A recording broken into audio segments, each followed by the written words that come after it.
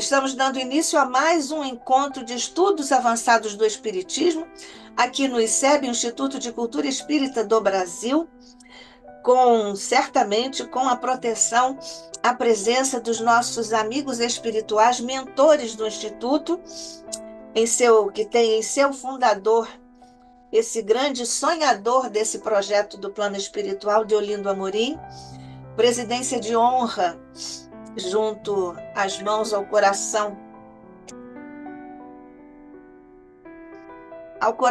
de Jorge Andréia, e junto a todos os demais mentores que trouxeram o Instituto até aqui, e que nós continuamos a rogar Jesus que nos ajudem na continuidade do Instituto.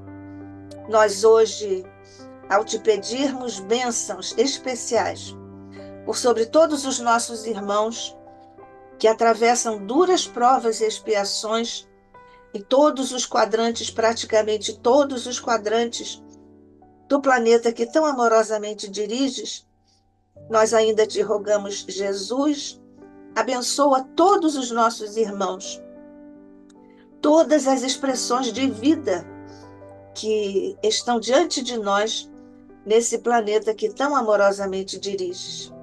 Graças te damos hoje e sempre.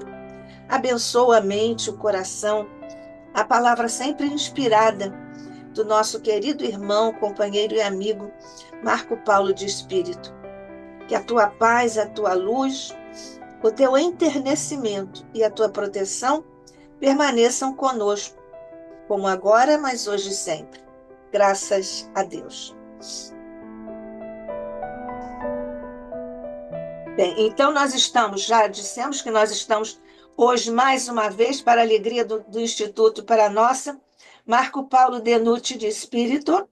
Ele é defensor público, bacharel em Direito, com especialização em Direito Público, é membro da Associação Brasileira de Direito Processual, conselheiro científico do Instituto de Defesa Coletiva, foi professor de hermenêutica, direito do consumidor, direito empresarial na teoria geral da empresa e direito empresarial 3, títulos de crédito na Universidade de Minas Gerais. Muitos trabalhos publicados e também livros sobre o tema que o traz aqui hoje, que é, mais uma vez, esse tema fascinante, profundo, amplo, do qual ele é grande especialista, Apocalipse. Hoje ele nos fala, no desdobramento deste tema, a revelação sobre as revelações, a Torá do mundo superior e a Torá revelada. Marco Paulo, somos todos ouvidos.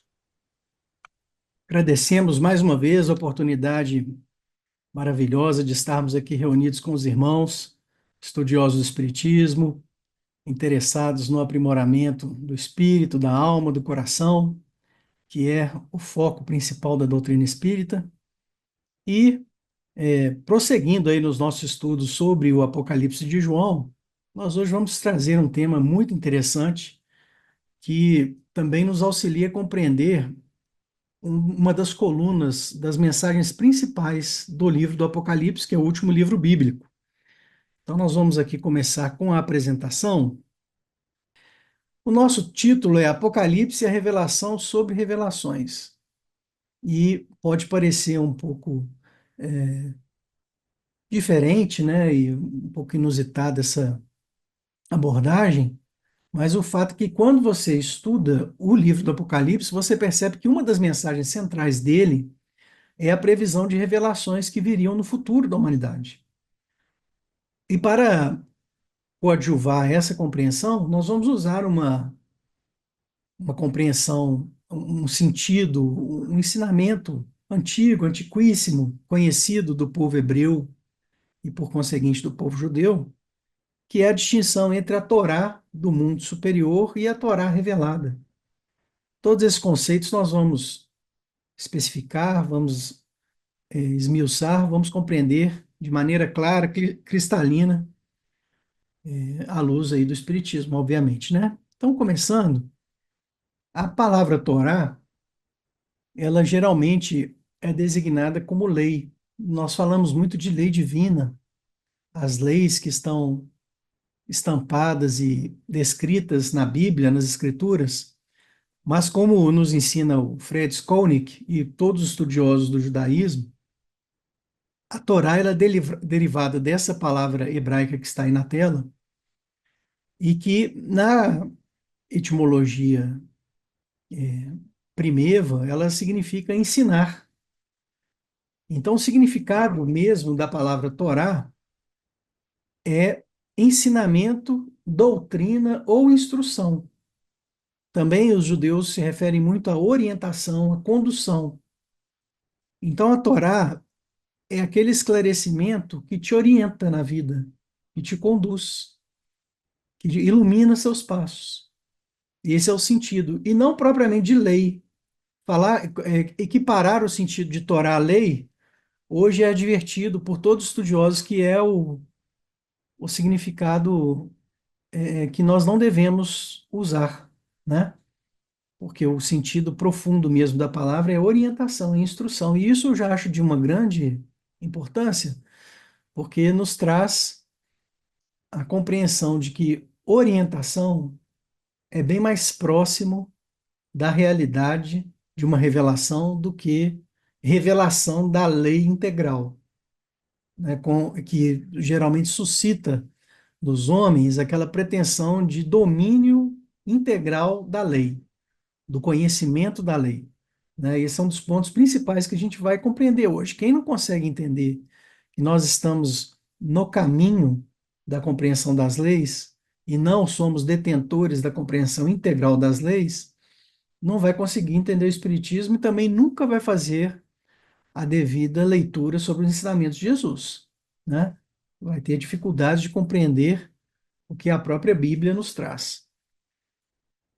A Torá revelada, então, nessa dicotomia de Torá revelada e Torá do mundo superior, ou também conhecida como Torá Niglé, é o corpo de ensinamentos que está acessível e compreensível à humanidade, naquela etapa específica.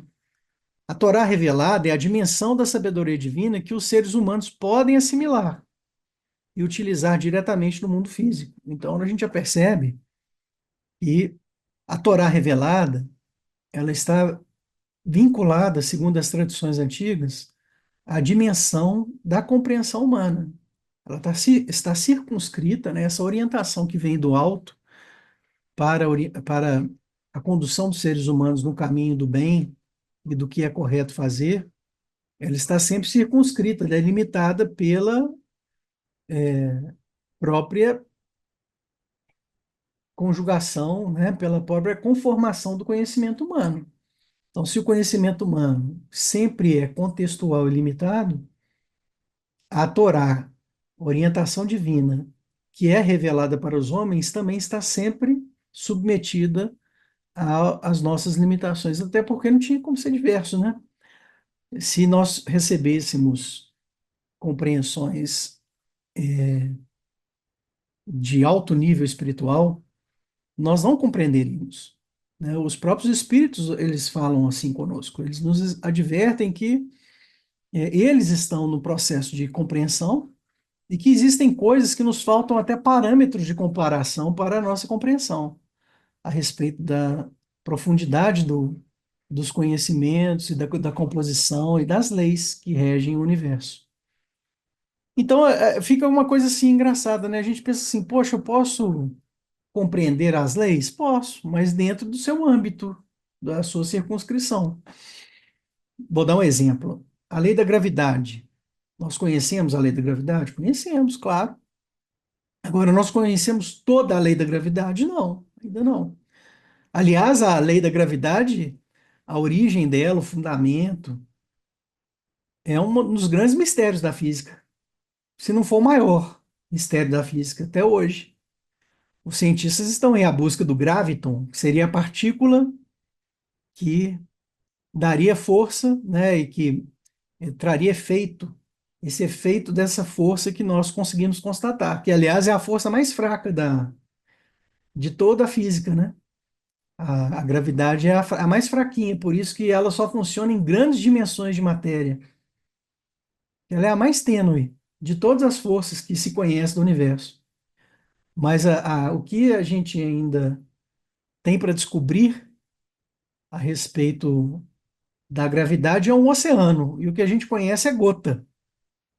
Então, a mesma relação também ela existe para o conhecimento das leis eternas, das leis espirituais. E aí a gente já começa a perceber que é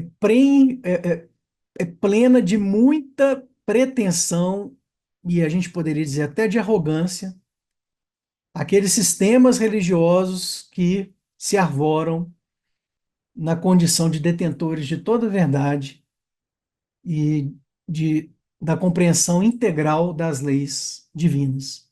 O Espiritismo faz isso? De jeito nenhum. Vocês vão encontrar o Kardec e os Espíritos dizendo em várias e várias passagens que nós estamos recebendo paulatinamente o conhecimento das coisas, conhecimento de tudo que há, de tudo que existe. E o Espiritismo, então, nessa linha, ele se faz como um sistema aberto de compreensão.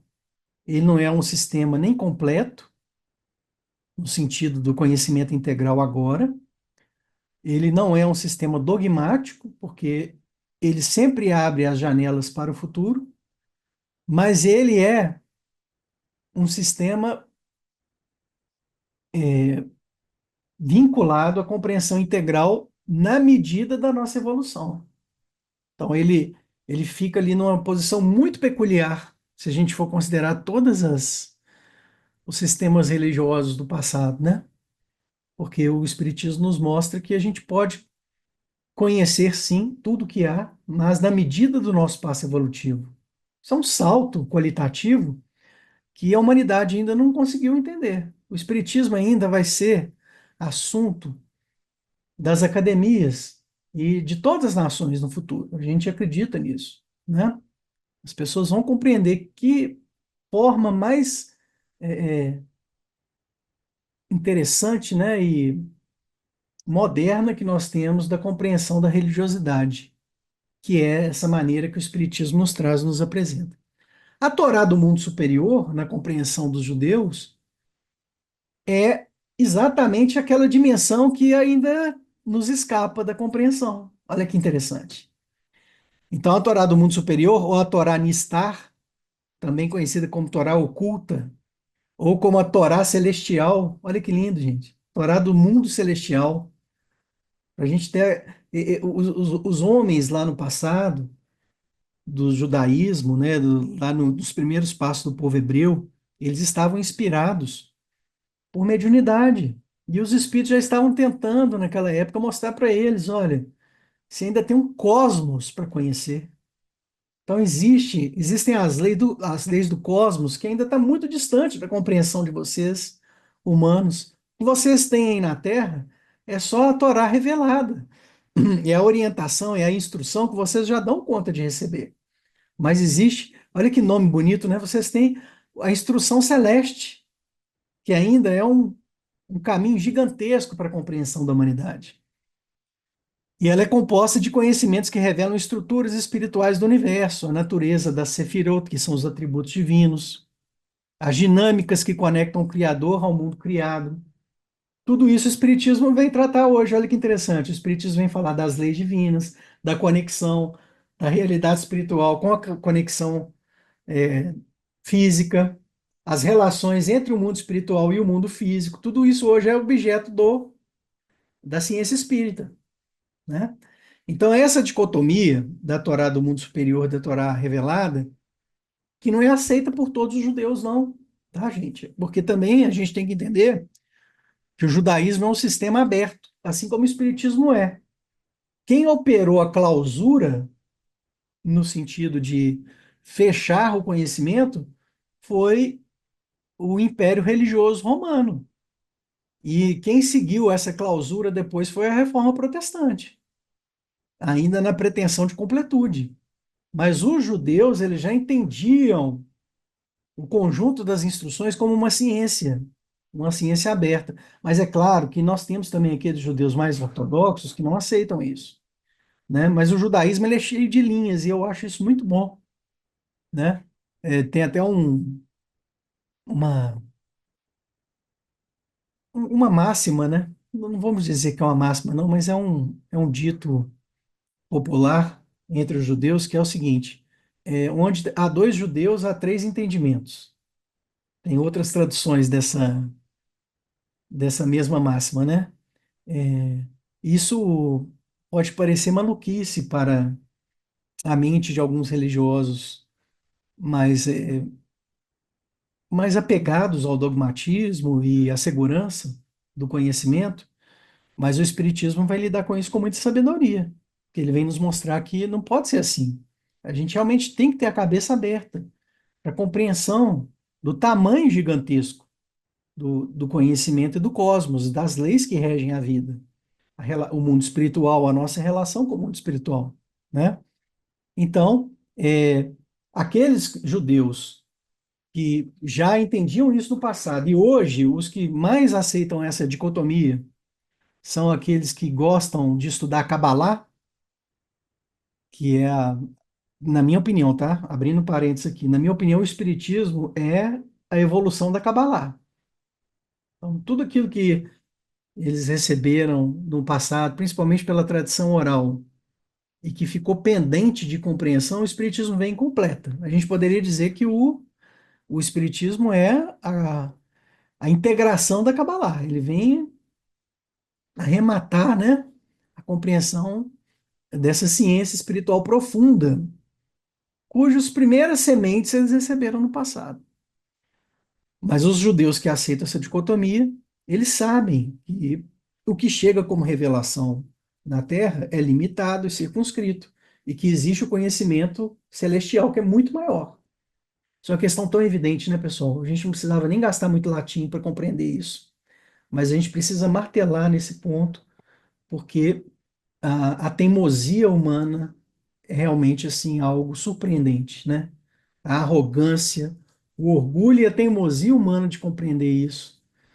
E principalmente na atual quadra da evolução humana, gente, pelo amor de Deus, nós já passamos pela revolução científica. Nós sabemos que todas as ciências são assim. Não existe a última palavra da matemática ainda. Não existe a última palavra da física. Não existe a última palavra da biologia. A filosofia da ciência hoje sabe que todo conhecimento científico ele é transitório, é o que dá para estabelecer agora, mas que no futuro vai ser revisto. E por que também não seria assim na ciência moral ética superior, no conhecimento da compreensão do dever espiritual, daquilo que nós devemos fazer e da própria espiritualidade. Não tem como a gente querer fechar questão, né, e trancar. Então, assim, a gente tem que entender que esses sistemas que têm essa pretensão de completude, eles geram seguidores arrogantes. Percebam isso, tá? Nós não estamos aqui querendo criar nenhuma fonte de cisânia, mas é muito natural que pessoas que se pautem por esse tipo de compreensão sejam tomadas de muito orgulho e arrogância. Ainda que não revelem, ainda que fiquem farisaicamente escondidos no discurso e na casca da apresentação. No fundo, é uma pretensão de domínio, né? Aliás, o Kardec explica isso no livro, no Evangelho segundo o Espiritismo. Ele fala que uma das características do fariseu é a pretensão de domínio sobre as coisas. Olha só, né? De querer ser dono da verdade, de querer ser dono do conhecimento. Então, a gente sabe que a revelação é paulatina, ela é contínua. O Espiritismo hoje vem, então, nos coloca no mesmo patamar das outras ciências, das ciências que são aquelas chamadas mainstream science, né, que é as ciências do, do padrão acadêmico, aceitas, admitidas como ciência, como tal. Por isso o Kardec fala assim, o espiritismo é a ciência nova, que ocupará o lugar estará ao lado das demais ciências no futuro da humanidade. Assim que as ciências do mainstream entenderem que o espiritismo também é uma forma de abordagem científica, que é uma forma de abordagem da realidade, com a sua metodologia, com a sua peculiaridade. Então, a gente vê aí a evolução, né? Estudiosos do Talmud, cabalistas como Rabi Akiva e o Arizal, ensinaram que o estudo e a prática das duas dimensões da Torá são essenciais para a elevação espiritual e para a manutenção da conexão com o divino ao longo do tempo, e sustenta o ciclo contínuo de revelação e prática, no qual novas interpretações podem surgir, revelando aspectos previamente ocultos ou menos compreendidos, adequando-se ao contexto espiritual e histórico da humanidade. Então, tudo isso nos traz um sentido de continuidade. Cada geração pode descobrir novos significados da instrução, da Torá. Cada nível de entendimento revela novas camadas, entre aspas, de significado. E tudo isso, então, nos conduz ao infinito, à continuidade do aprendizado. Nós estamos sempre aprendendo. Essa é a grande importância da compreensão, que já estava lá na raiz da primeira revelação, que é a diferença entre a instrução que foi revelada e a instrução que ainda está por ser compreendida, por ser conhecida no futuro, de acordo com o passo evolutivo. Agora, existem limitações, né, dogmáticas para a compreensão disso. Alguns judeus mesmo, quando vão abordar a distinção entre a Torá revelada e a Torá celestial, eles vão falar o seguinte: olha, o que você compreende da Torá celestial é só um aprofundamento da Torá revelada, ela não há uma contrariedade. Tudo que a gente for aprender sobre a Torá celestial é sempre uma iluminação daquela Torá que já foi ensinada. Então não haveria revisão, segundo essa leitura, mas isso não procede não, sabe por quê? Porque essa explicação é mais ou menos, eu vou tentar ilustrar, mas eu não sei se eu vou conseguir ser didático, mas é mais ou menos assim. É como se você tivesse com uma lente muito pequenininha, querendo enxergar com essa lente a luz do universo inteiro, ou a luz de todo o Sol. Não é possível, né? Então você acaba querendo ajustar toda a luz do universo num prisma, num funil, que é a Torá revelada, mas é o contrário. O que acontece, na verdade, é o seguinte: a Torá revelada ela vai se expandindo na medida da evolução, permitindo a compreensão da luz maior, né? Então, a gente não pode recair nesses erros das limitações humanas do passado. Quando a gente estuda o primeiro capítulo do Evangelho segundo o Espiritismo, que é o Não Vem Destruir a Lei, ali o Kardec explica que Jesus não veio destruir a lei divina, mas ele veio promover revisões sobre os equívocos do passado.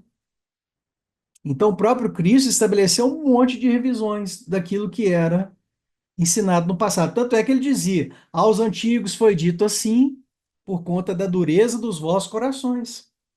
Moisés vos escreveu isso por causa da dureza dos vossos corações. Quanto àquela questão do divórcio, Jesus explica: foi Moisés que escreveu aquela lei. Ela não é divina.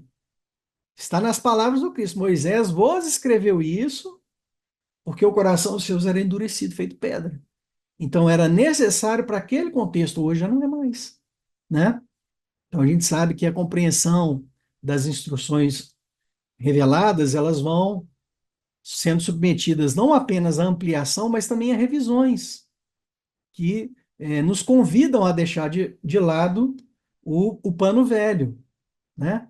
Porque, como Jesus ensinou, não é possível você tecer remendo novo em pano velho, ou vice-versa, porque você vai rasgar, você não vai aproveitar o tecido novo, né? Também você não pode querer derramar vinho novo em barris velhos, porque você acaba operando uma junção que não acresce, que efetivamente não é aproveitável. Então, essas limitações que existem aí na compreensão da dualidade, geralmente elas postulam a centralidade da Torá revelada, ou seja, eu vou pegar a Bíblia hebraica Ela está aqui atrás do computador, não vou pegar aqui agora não, porque senão eu vou atrapalhar a apresentação. Mas vou pegar um livro que está aqui, ó, o Livro dos Espíritos, está aqui na minha mesa, né? Então imagina que aqui é a Torá revelada, né? Então, as pessoas que tentam limitar a Torá do mundo superior à Torá revelada, eles falam, tá tudo aqui. Você não vai aprender nada além do que está aqui, o que vier é só um aprofundamento, né? Mas isso é mais ou menos como você querer enxergar o universo inteiro à luz de um livro. É possível isso? Não é possível. Você vai ter que escrever novos livros, novas obras terão que surgir, novas informações terão que ser acrescidas, né? E ele sustenta o caráter absoluto da Torá revelada, que significa o seguinte: aqueles que são mais obliterados, tá, pessoal? Significa dizer que aqui estão, imagine que eu tenho a Bíblia na mão, tá? Aqui estão as verdades absolutas. Tudo que está aqui é verdade absoluta. O Kardec mostra para a gente no primeiro capítulo do Evangelho segundo o Espiritismo que isso não é verdade. O próprio Cristo mostrou isso para a gente. E haviam lá, por exemplo, normas que foram estabelecidas por iniciativa do próprio Moisés e que não correspondem mais às leis divinas. Ok? Então, nós podemos pegar vários e vários mandamentos para a cultura hebraica que não fazem sentido hoje mais, como destruir o inimigo, coisas do tipo, né? São coisas que ficaram no passado da humanidade. O exemplo que o Cristo nos trouxe operou uma verdadeira revisão, né? Esse é um tema que a gente pode aprofundar um dia que a gente puder sentar e estudarmos o primeiro capítulo do Evangelho segundo o Espiritismo. Eu estou aqui só tentando demonstrar a importância dessa distinção. E esse obliteramento na compreensão dessa dualidade do que ainda está por ser aprendido e o que já foi ensinado está diretamente vinculado a um dogma da Reforma Protestante, que é a sola scriptura. É muito importante a gente entender isso. Eu acho assim que se a gente sair daqui hoje, até compreendendo só isso aqui, já valeu o nosso encontro, né? O que significa esse postulado estabelecido lá na Reforma Protestante? Somente a Escritura é a fonte de autoridade de conhecimento espiritual e sobre o que há, o que existe na criação. O postulado sola escritura é uma das principais doutrinas da Reforma Protestante que surgiu no século XVI. Seu significado pode ser resumido pela ideia de que apenas as Escrituras são a autoridade suprema em questões de fé e prática cristã, excluindo qualquer outra fonte de conhecimento. Apenas a Bíblia é inspirada o suficiente para guiar a fé. A psicologia está na Bíblia? Não. A, a física moderna está na Bíblia? A teoria da relatividade do Einstein está na Bíblia? Não. A compreensão da física quântica e da microbiologia, do DNA, está na Bíblia? Também não. Ah, então, se eu for seguir o solo escritura, nada disso faz parte da criação. Tudo é mentira. A evolução da Terra, do planeta Terra, em milhões de anos, está na Bíblia, mas se eu for seguir a, a descrição literal de Gênesis, do livro de Gênesis, não, né? O livro contrariaria as conclusões da ciência. Então a gente já percebe que eu não posso colocar a escritura como prisma da compreensão de todo o cosmos. Essa é uma arrogância, uma pretensão que não faz sentido algum. Segundo esse postulado, você só pode interpretar a escritura através da própria escritura. Então, eles entendem que isso é uma questão de coerência. A Bíblia, ela é totalmente consistente e autoexplicativa, você não precisa de mais nada fora da Bíblia. Então você vai simplesmente fazer comparações das passagens. E isso vai gerar uma harmonia teológica. Você vai ter uma compreensão harmônica estudando, ficando fixo só na própria Bíblia. Esse postulado da sola escritura, a gente tem que entender por que ele surgiu na Reforma Protestante. Ele foi uma resposta à autoridade católica na época, porque eles queriam rever, sobretudo, as práticas religiosas que o Império Religioso Romano incorporou a título de tradições, que são práticas externas, cultuais, e que foram sendo aderidas ao longo dos anos, incorporadas pelo Império Religioso Romano. Na reforma, eles queriam dizer o seguinte: olha, vocês estão extrapolando a Bíblia. Isso aí que vocês estão fazendo não tem nada na Bíblia. Então nós vamos ficar só na Escritura.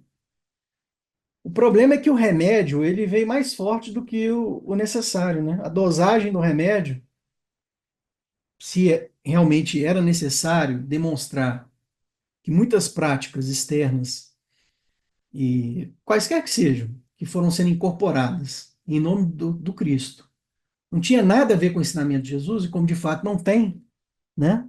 E a gente sabe disso, não precisava amarrar o espartilho dessa maneira tão intensa, estrangulando a compreensão humana sobre a Torá do mundo celestial, né? Isso é um estrangulamento que não cabe. Então, o pessoal partiu para o extremo da interpretação literal, né? É, tudo bem que a gente entende, é necessário você compreender por que que a Reforma Protestante estabeleceu esse dogma da sola escritura, mas se é realmente importante fazermos uma revisão sobre as práticas dissonantes do ensinamento de Jesus, nós também não podemos chegar ao extremo de falar que toda a compreensão do universo, da realidade espiritual está aqui presa na Bíblia, como se a Bíblia fosse uma caixa, né, com um conteúdo infinito. Não é assim, tá? Então, tudo isso contraria o que a gente aprendeu a partir da Revolução Científica e gera aquilo que o Kardec chama de incredulidade. O Kardec explica que é exatamente esse descompasso nosso na, na, na, eh, na dificuldade dos sistemas religiosos acompanharem os avanços científicos e explicar para o homem da atualidade a compreensão religiosa à luz de toda a conquista aurida ao longo dos anos, é esse descompasso que gera incredulidade. Por isso que muitas pessoas, quando têm um contato com Jesus através desses sistemas limitados de conhecimento, eles podem chegar ao ponto de falar assim: ah, não é possível, eu não consigo crer nisso, não consigo aceitar. Então, se você me diz que tem uma instituição humana que é infalível na leitura dos textos sagrados, você vai me desculpar, mas isso é uma tolice. Se você me diz que tem uma autoridade que é a ponte máxima entre a terra e o céu, e que o que ele diz também é infalível, você vai me desculpar, mas isso aí é uma tolice enorme. Nós estamos, né, em pleno século XXI, com a ciência nos mostrando que até a ciência, e tem um método de avaliação rigoroso e seguro, relativamente seguro, a própria ciência sabe que ela está submetida a revisões constantes e paulatinas. Estão percebendo isso, gente? Então, por isso que o Kardec vai mostrar para a gente que isso gera incredulidade. Faça uma pesquisa, por exemplo, entrem lá no Kardecpedia, escrevam lá incredulidade, vocês vão ver os textos sublimes do Kardec mostrando como que essa defasagem gera uma crença ou pueril ou leva a descrédito qualquer compreensão a respeito de Deus, né? Então, o Espiritismo é o sistema da atualidade que nós sabemos que, e pelo menos na minha visão, é o mais adequado para a compreensão desse caminhar entre a compreensão do atual, as revelações atuais e as revelações passadas.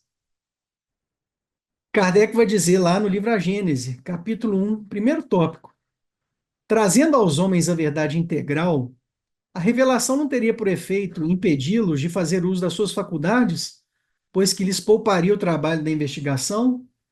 O Kardec sempre vai nos convidar a refletir sobre o seguinte: qual que é o papel da razão, então, nesse processo todo?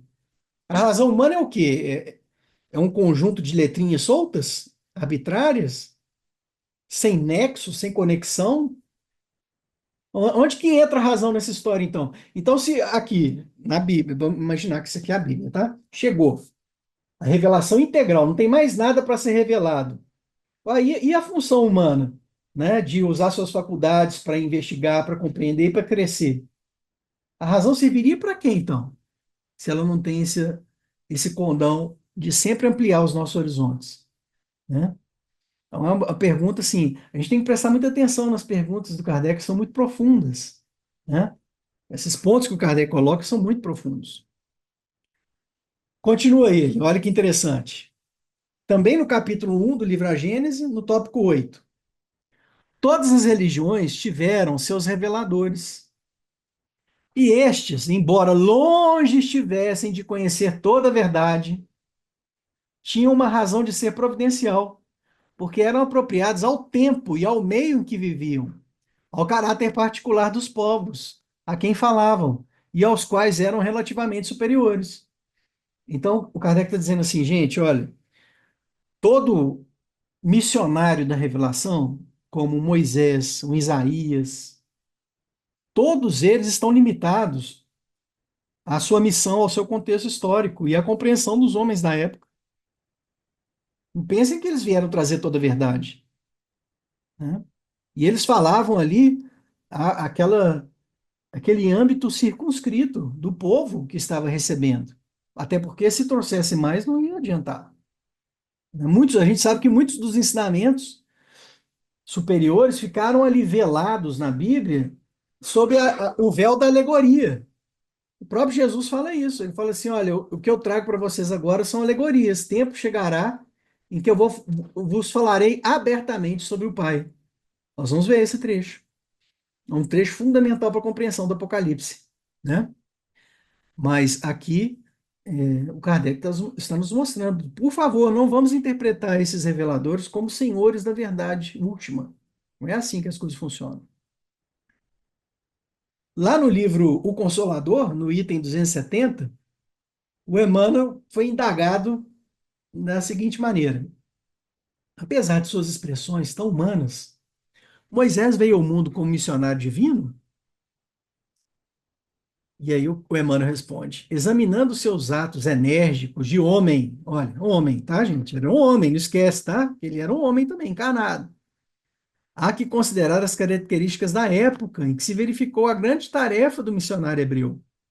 Legítimo emissário do plano superior, sim, para entregar ao mundo terrestre a grande e sublime mensagem da primeira revelação.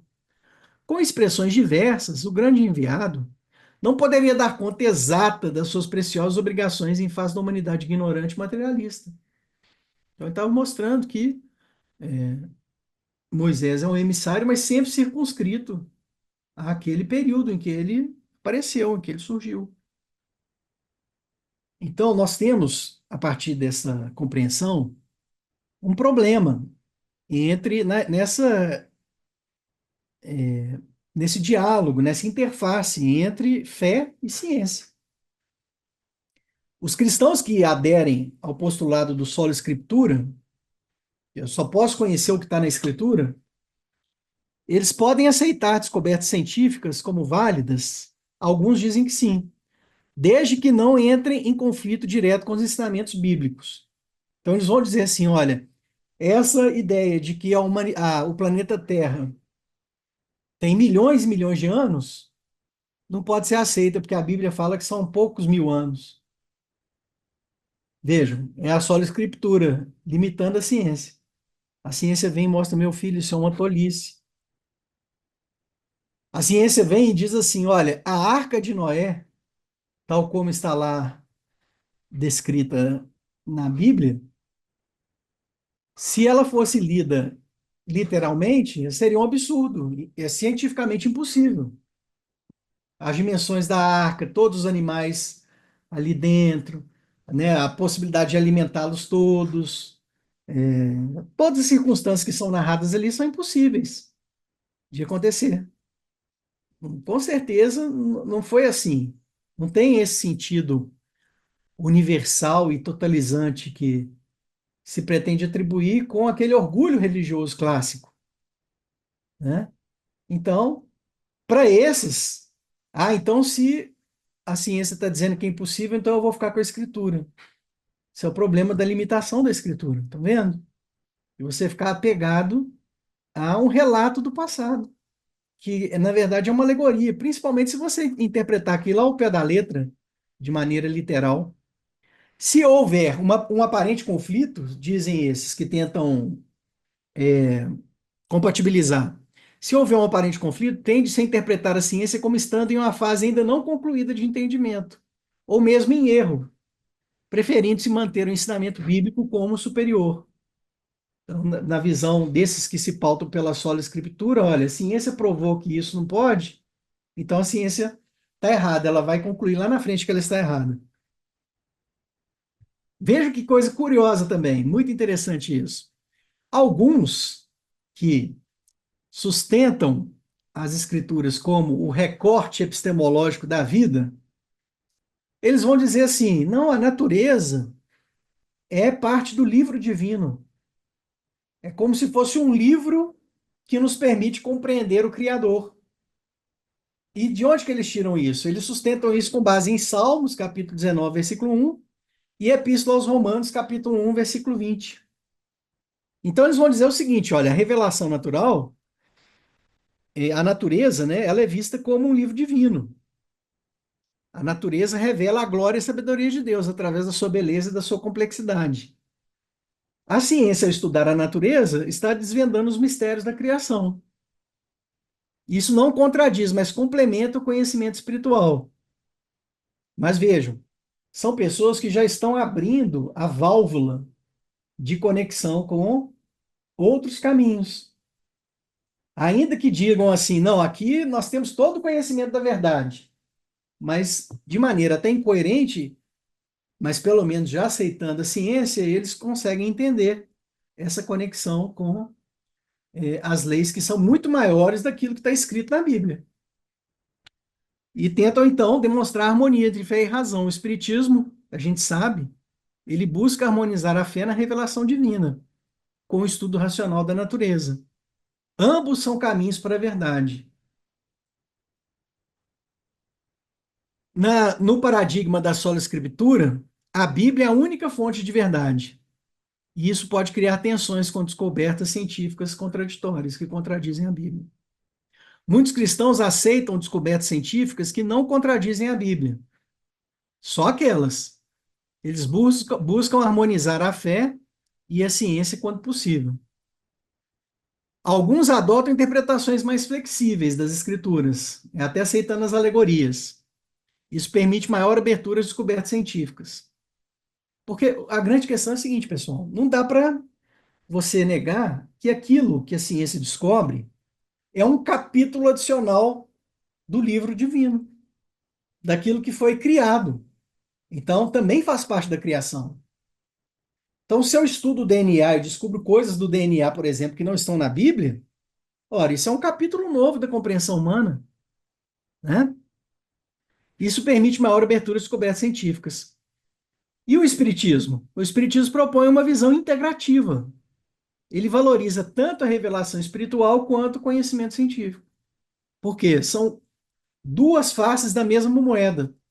Todos esses ensinamentos e essas compreensões, elas são solidificadas na unidade da criação e do próprio Deus.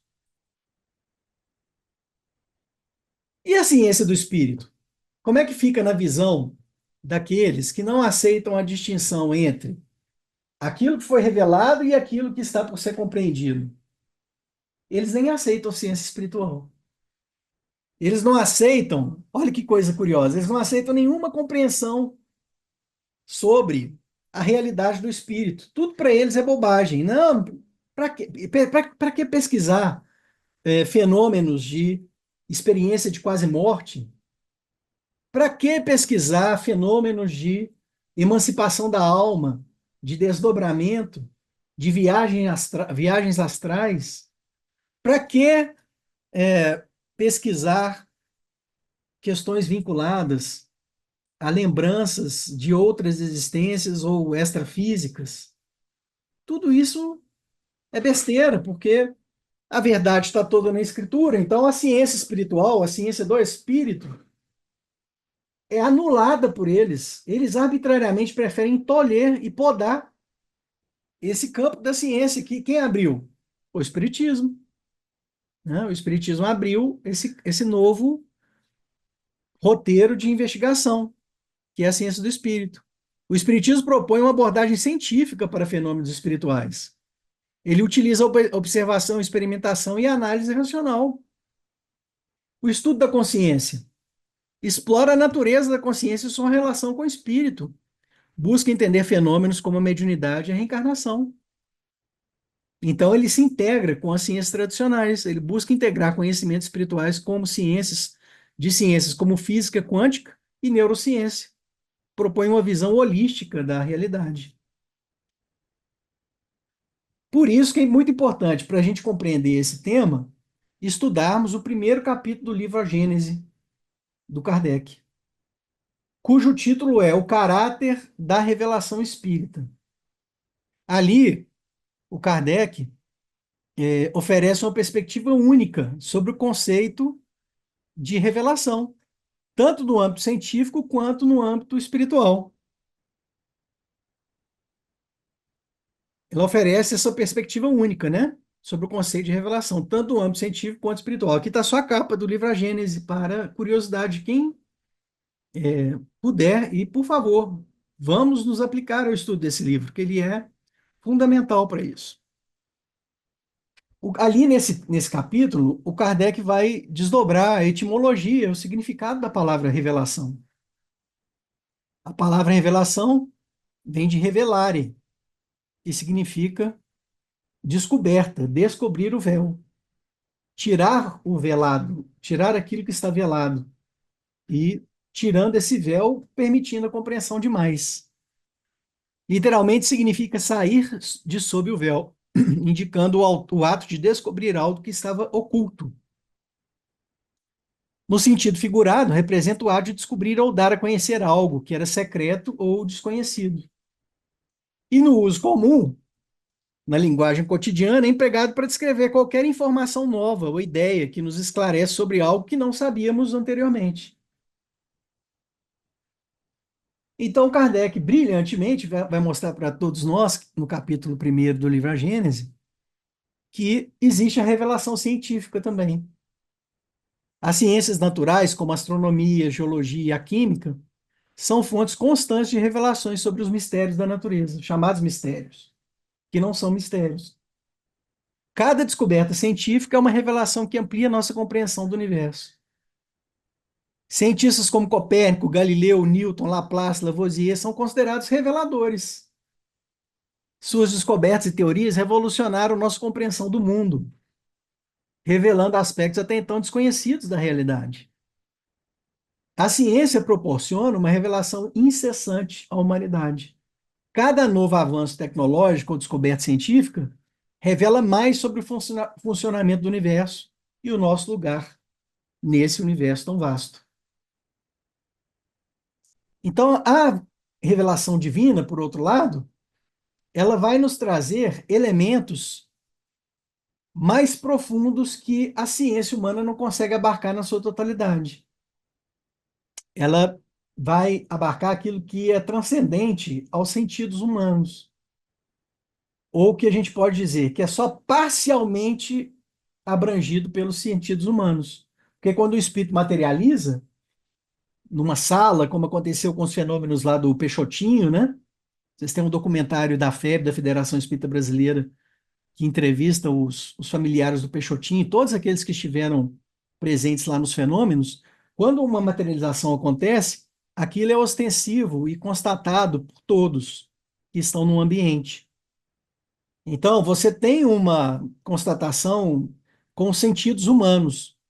Só que esse espírito que se materializa, ele vai te falar de coisas que estão do lado dele que você não consegue ainda abranger com sentidos, porque ainda nós não temos os mecanismos para sondar todo o plano onde eles se encontram, né? Então fica ali numa interseção. Essas revelações abrangem verdades essenciais que estão além das capacidades humanas. de descoberta por meio de seus sentidos imediatos ou da investigação científica convencional. O objetivo principal da revelação divina, ensina Kardec, é proporcionar orientação espiritual e moral, ajudando a humanidade a compreender seu papel no universo e a sua relação com o divino. As revelações divinas frequentemente são progressivas, elas também progridem, adaptando-se ao nível de compreensão e evolução da humanidade em diferentes épocas. Isso é uma grande questão que o Espiritismo veio, resgatando aquela dicotomia da Torá do mundo celestial e da Torá revelada, mostrando que, aos poucos, a humanidade vai recebendo novas revelações. O Kardec vai dizer, fechando aí a compreensão do capítulo 1º do livro A Gênese, que a, a revelação só pode ser compreendida como tal, como revelação, se ela trouxer a verdade na sua essência. Então, falar de revelação não é falar de teorias, de ficção. Tem muitas pessoas que acham que o espiritismo, que tudo que provém da revelação espírita é ficção. Só que a ciência espírita mostra que aquelas revelações elas podem ser constatadas por mecanismos tanto do plano físico quanto da metodologia nova criada pelo espiritismo, que é a sua metodologia própria. Então, existe sim uma possibilidade de você verificar. Só que é uma verificação diferente das ciências convencionais. A verdade tem que ser consistente com os fatos. Então, se é revelação, aquilo tem que ter repercussão nos fatos. Então, se vem uma revelação dizendo que a Terra foi criada em 7 dias, ou eu entendo que aquilo é uma alegoria, ou eu entendo que aquilo não é uma revelação válida, porque não condiz com a verdade. A ciência já demonstrou que o planeta Terra não foi criado em 7 dias, né? Então, a gente tem hoje uma nova visão a respeito dessa dicotomia. E tudo isso é para nos mostrar, para a gente agora partir para um novo aprofundamento da questão. Tudo isso é para nos mostrar que a revelação divina também vai chegando de forma crescente para a humanidade, de acordo com a ampliação da sua compreensão.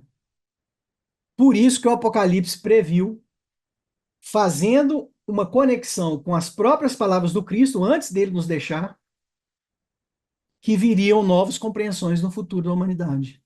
Essa é uma das mensagens principais do Apocalipse de João. Então a gente sabe que a palavra Apocalipse vem de colocar para longe da sombra, tirar o véu. Então o próprio livro ele é conhecido como Revelação. Aliás, né, nós já vimos aqui nos encontros anteriores que no inglês ele é denominado de Revelation, que é o livro da revelação. Mas ele vem revelar o quê? Além de tudo que ele vem revelar que no futuro da humanidade viriam novas revelações. Poxa, mas e daí, Marco? Gente, isso aí é, é uma alavanca de transformação para todas as religiões dogmáticas da Terra. Por quê? Porque vem exatamente confirmar aquilo que Jesus tinha dito lá no finalzinho do Evangelho de João e que poucos compreenderam até hoje. E que só o Espiritismo vem, com todo o respeito que nós temos às outras compreensões, mas só o Espiritismo vem realmente conseguir nos explicar de maneira plena. Então, e essa passagem que nós estamos falando, nos referindo, está lá em João 13. Trecho que é intitulado em algumas traduções da Bíblia como A Despedida. Porque no final da sua vida ali, antes da crucificação, Jesus já começou a anunciar que ele estava indo embora. E nesse trecho, que vai de João 13 até o final, Jesus vai fazendo um monte de previsões sobre o futuro da humanidade e o que a humanidade poderia esperar nas suas fases adiantadas. Então, está lá em João 13, um pouco antes da festa de Pessah, que é Páscoa, né? Pessah, Yeshua sabia que havia chegado o tempo em que passaria deste mundo para o Pai. Jesus já estava ciente que ele ia desencarnar em breve.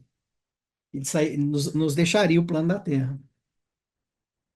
E aí ele começa a fazer promessas e profecias, vamos dizer dessa maneira também, para o futuro da humanidade.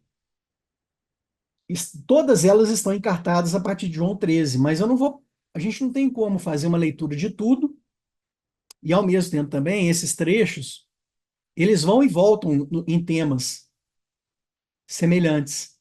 Então não existe uma linearidade. Eu selecionei alguns trechos, né? Então lá em João 14, dos versículos 14 a 17, por exemplo, Jesus diz assim: Se vocês me amam, guardarão meus mandamentos. Eu pedirei ao Pai, e ele lhes dará um outro conselheiro consolador. Vejam essa tradução. Está lá na Bíblia Judaica completa. Seria um conselheiro consolador, semelhante a mim, seria semelhante a Jesus. O Espírito da verdade, para estar com vocês para sempre. Para sempre. O mundo não pode recebê-lo, porque não o vê nem o conhece. Então, o mundo ainda não teria condições de receber naquela época. Não teria condições de receber a Torá revelada naquele instante. Aquele, aquelas compreensões sobre a Torá do mundo celestial ficariam reservadas para um momento futuro da humanidade. Voltei para ver a voz que me falava. Ao voltar-me, vi 7 candelabros de ouro, e no meio dos candelabros alguém semelhante ao filho do homem, vestido com a túnica longa e cingida à altura do peito, com um cinto de ouro. Esse é um trecho do Apocalipse. Tem direta conexão com o finalzinho do Evangelho de João, porque Jesus não disse que seria semelhante a ele, esse Espírito da Verdade? Pois logo no primeiro capítulo do Apocalipse, aqui Jesus se apresenta, né? Ele apresenta a revelação indicando aquele que seria semelhante a ele. Então, qual que é o link que Jesus está querendo fazer aqui? Olha, aquela promessa que eu fiz em vida lá no final dos tempos é o conteúdo do Apocalipse. Aquele semelhante a mim, que está previsto para voltar, é um dos temas centrais do Apocalipse. E lá em Apocalipse 14, 14, de novo nós vemos a mesma expressão. Olha só, depois disso, olhei, havia uma nuvem branca, e sobre a nuvem alguém sentado, semelhante ao Filho do Homem. É aquele semelhante ao próprio Cristo, que viria no momento certo para abrir um novo horizonte de compreensão da humanidade, com uma coroa de ouro, que é a fronte espiritual iluminada, na cabeça e nas mãos uma foice afiada. Essa foice afiada, sabe o que é? É a razão. É a razão ceifando, fazendo o discernimento, que é exatamente o momento da colheita, que Jesus havia previsto também, que ele falou que no futuro da humanidade haveria uma colheita diferente. E no Apocalipse é trazido esse momento da nova ceifa, da nova colheita para o descortinar de uma nova fase da humanidade. Continuando ainda em João, Jesus fala assim: Eu não os deixarei órfãos, eu voltarei para vocês. Mas como que seria esse retorno de Jesus prometido?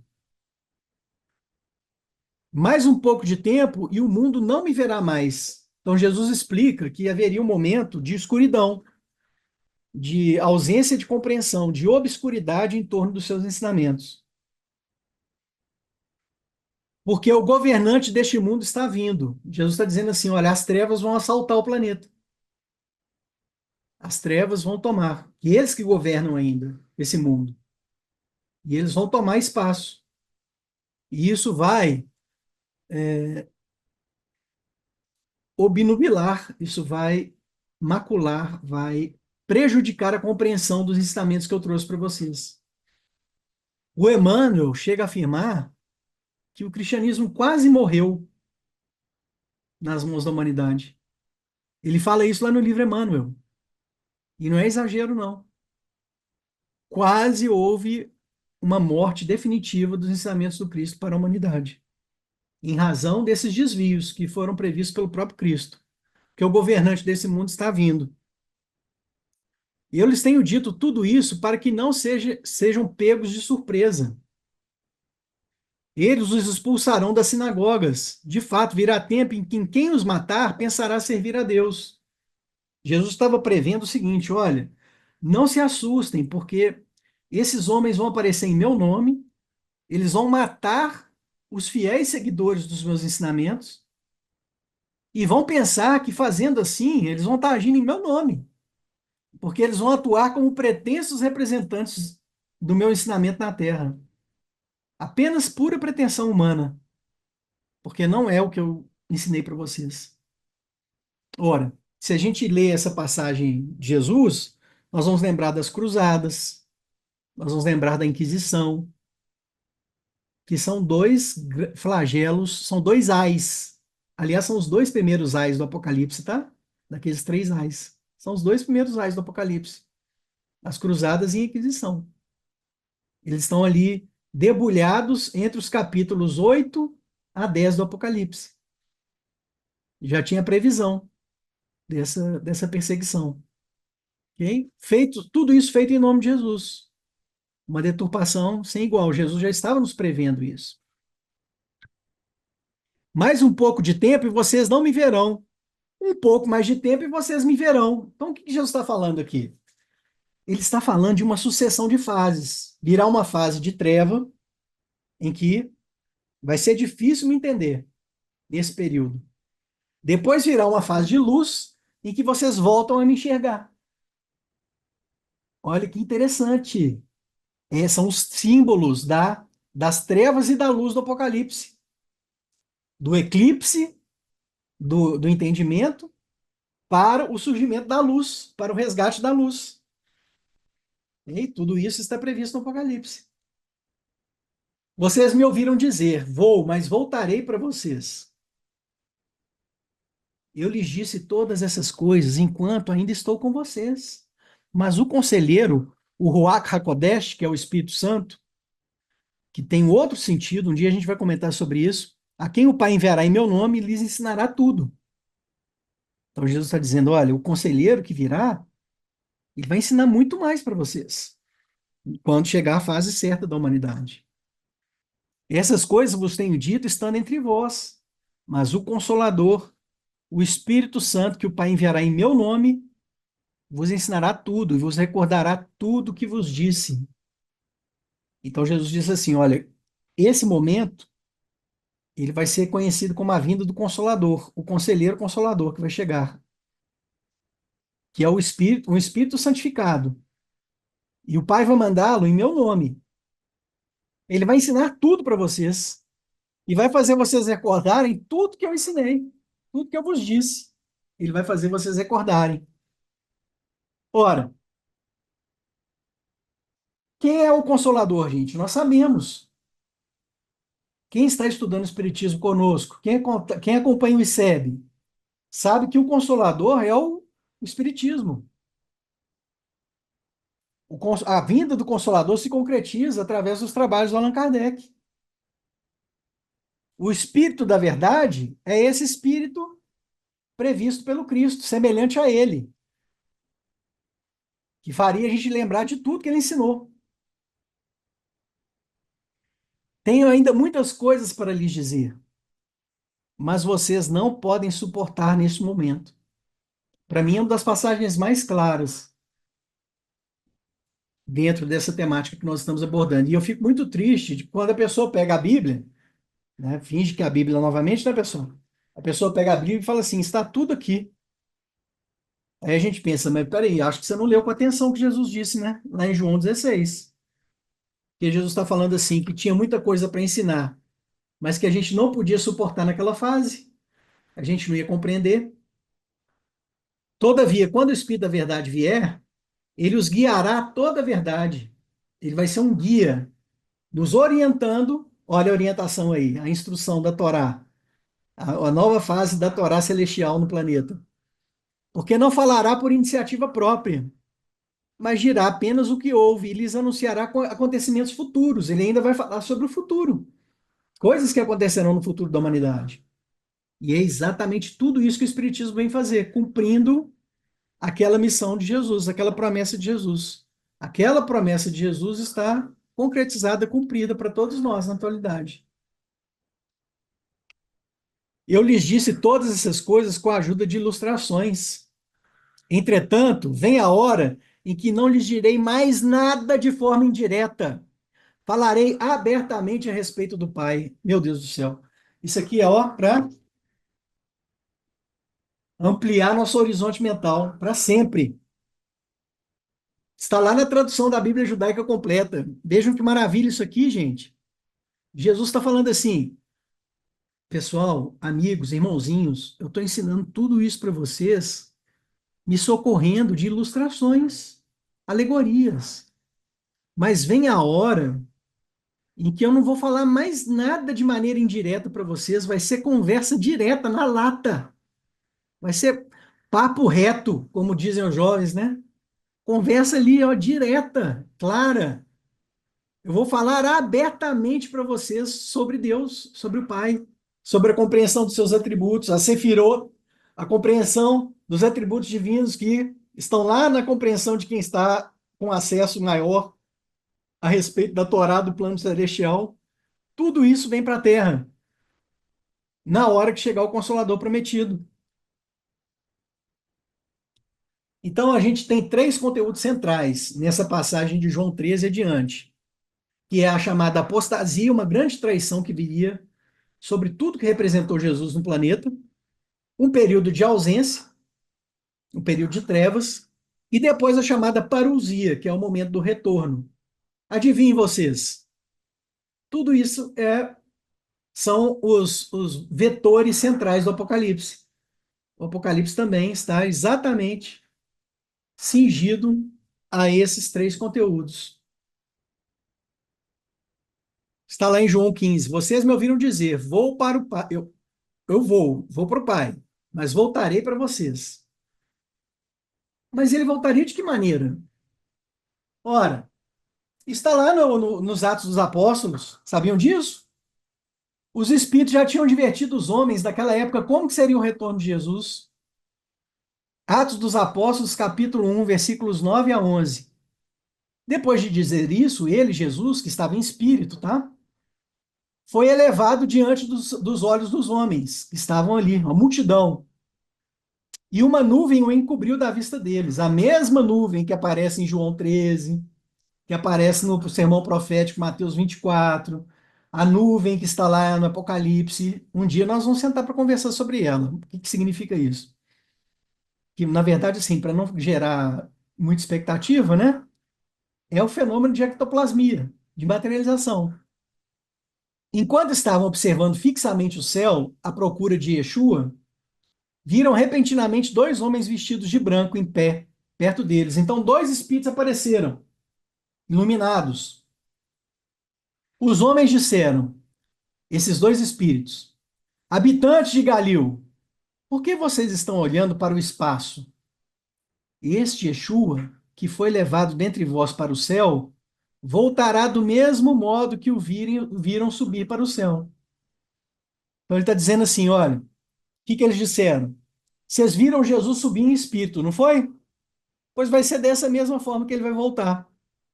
Ele também volta em espírito. E o Kardec entendeu assim? Também entendeu dessa maneira. No que concerne aos padrões do Antigo Testamento, o advento de Jesus ou seu retorno seria o escatom, o fim dos tempos. Mas, no entanto, uma vez que ele mesmo deu profecias adicionais a respeito da parousia, do retorno, a consumação final ainda está no futuro.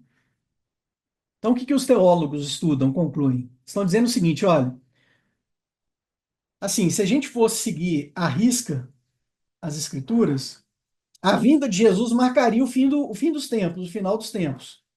Que eles têm muita dificuldade de entender o que é esse final dos tempos, né?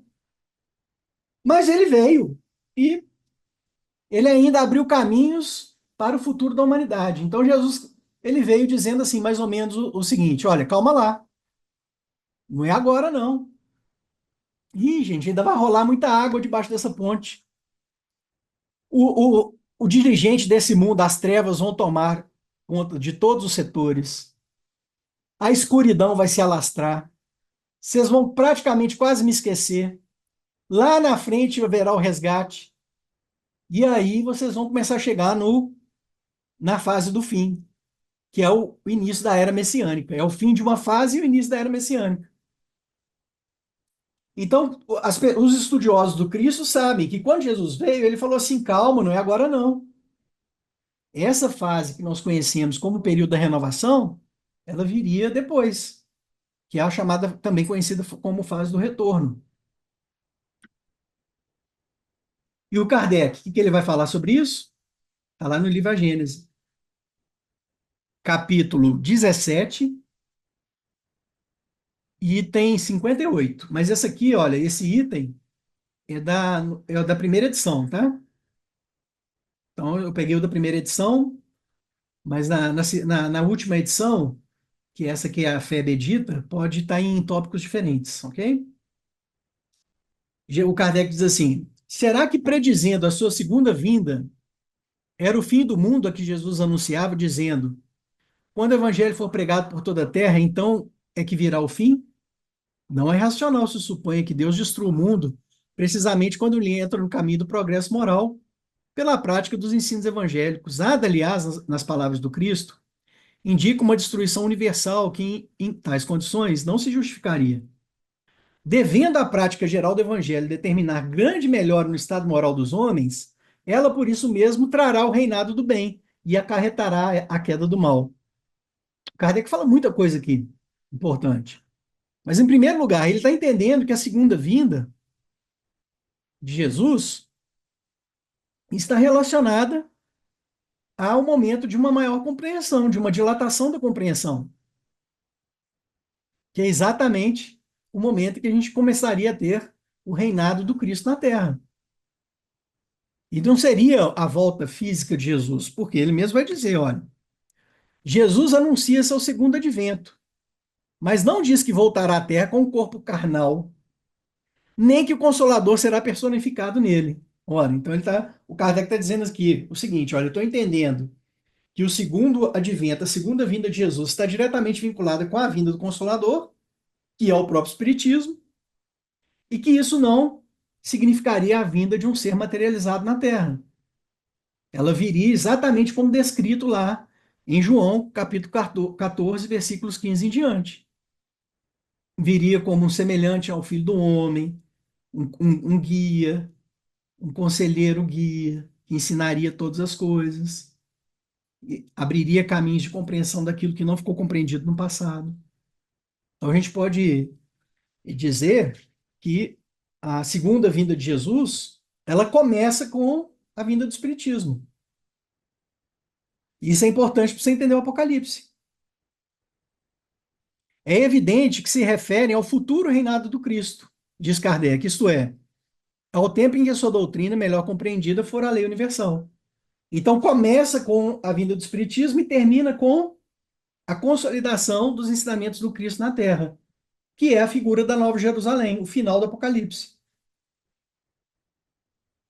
Então nós temos duas grandes fases descritas no Apocalipse, que é a fase da grande tribulação e a fase do dia do Senhor.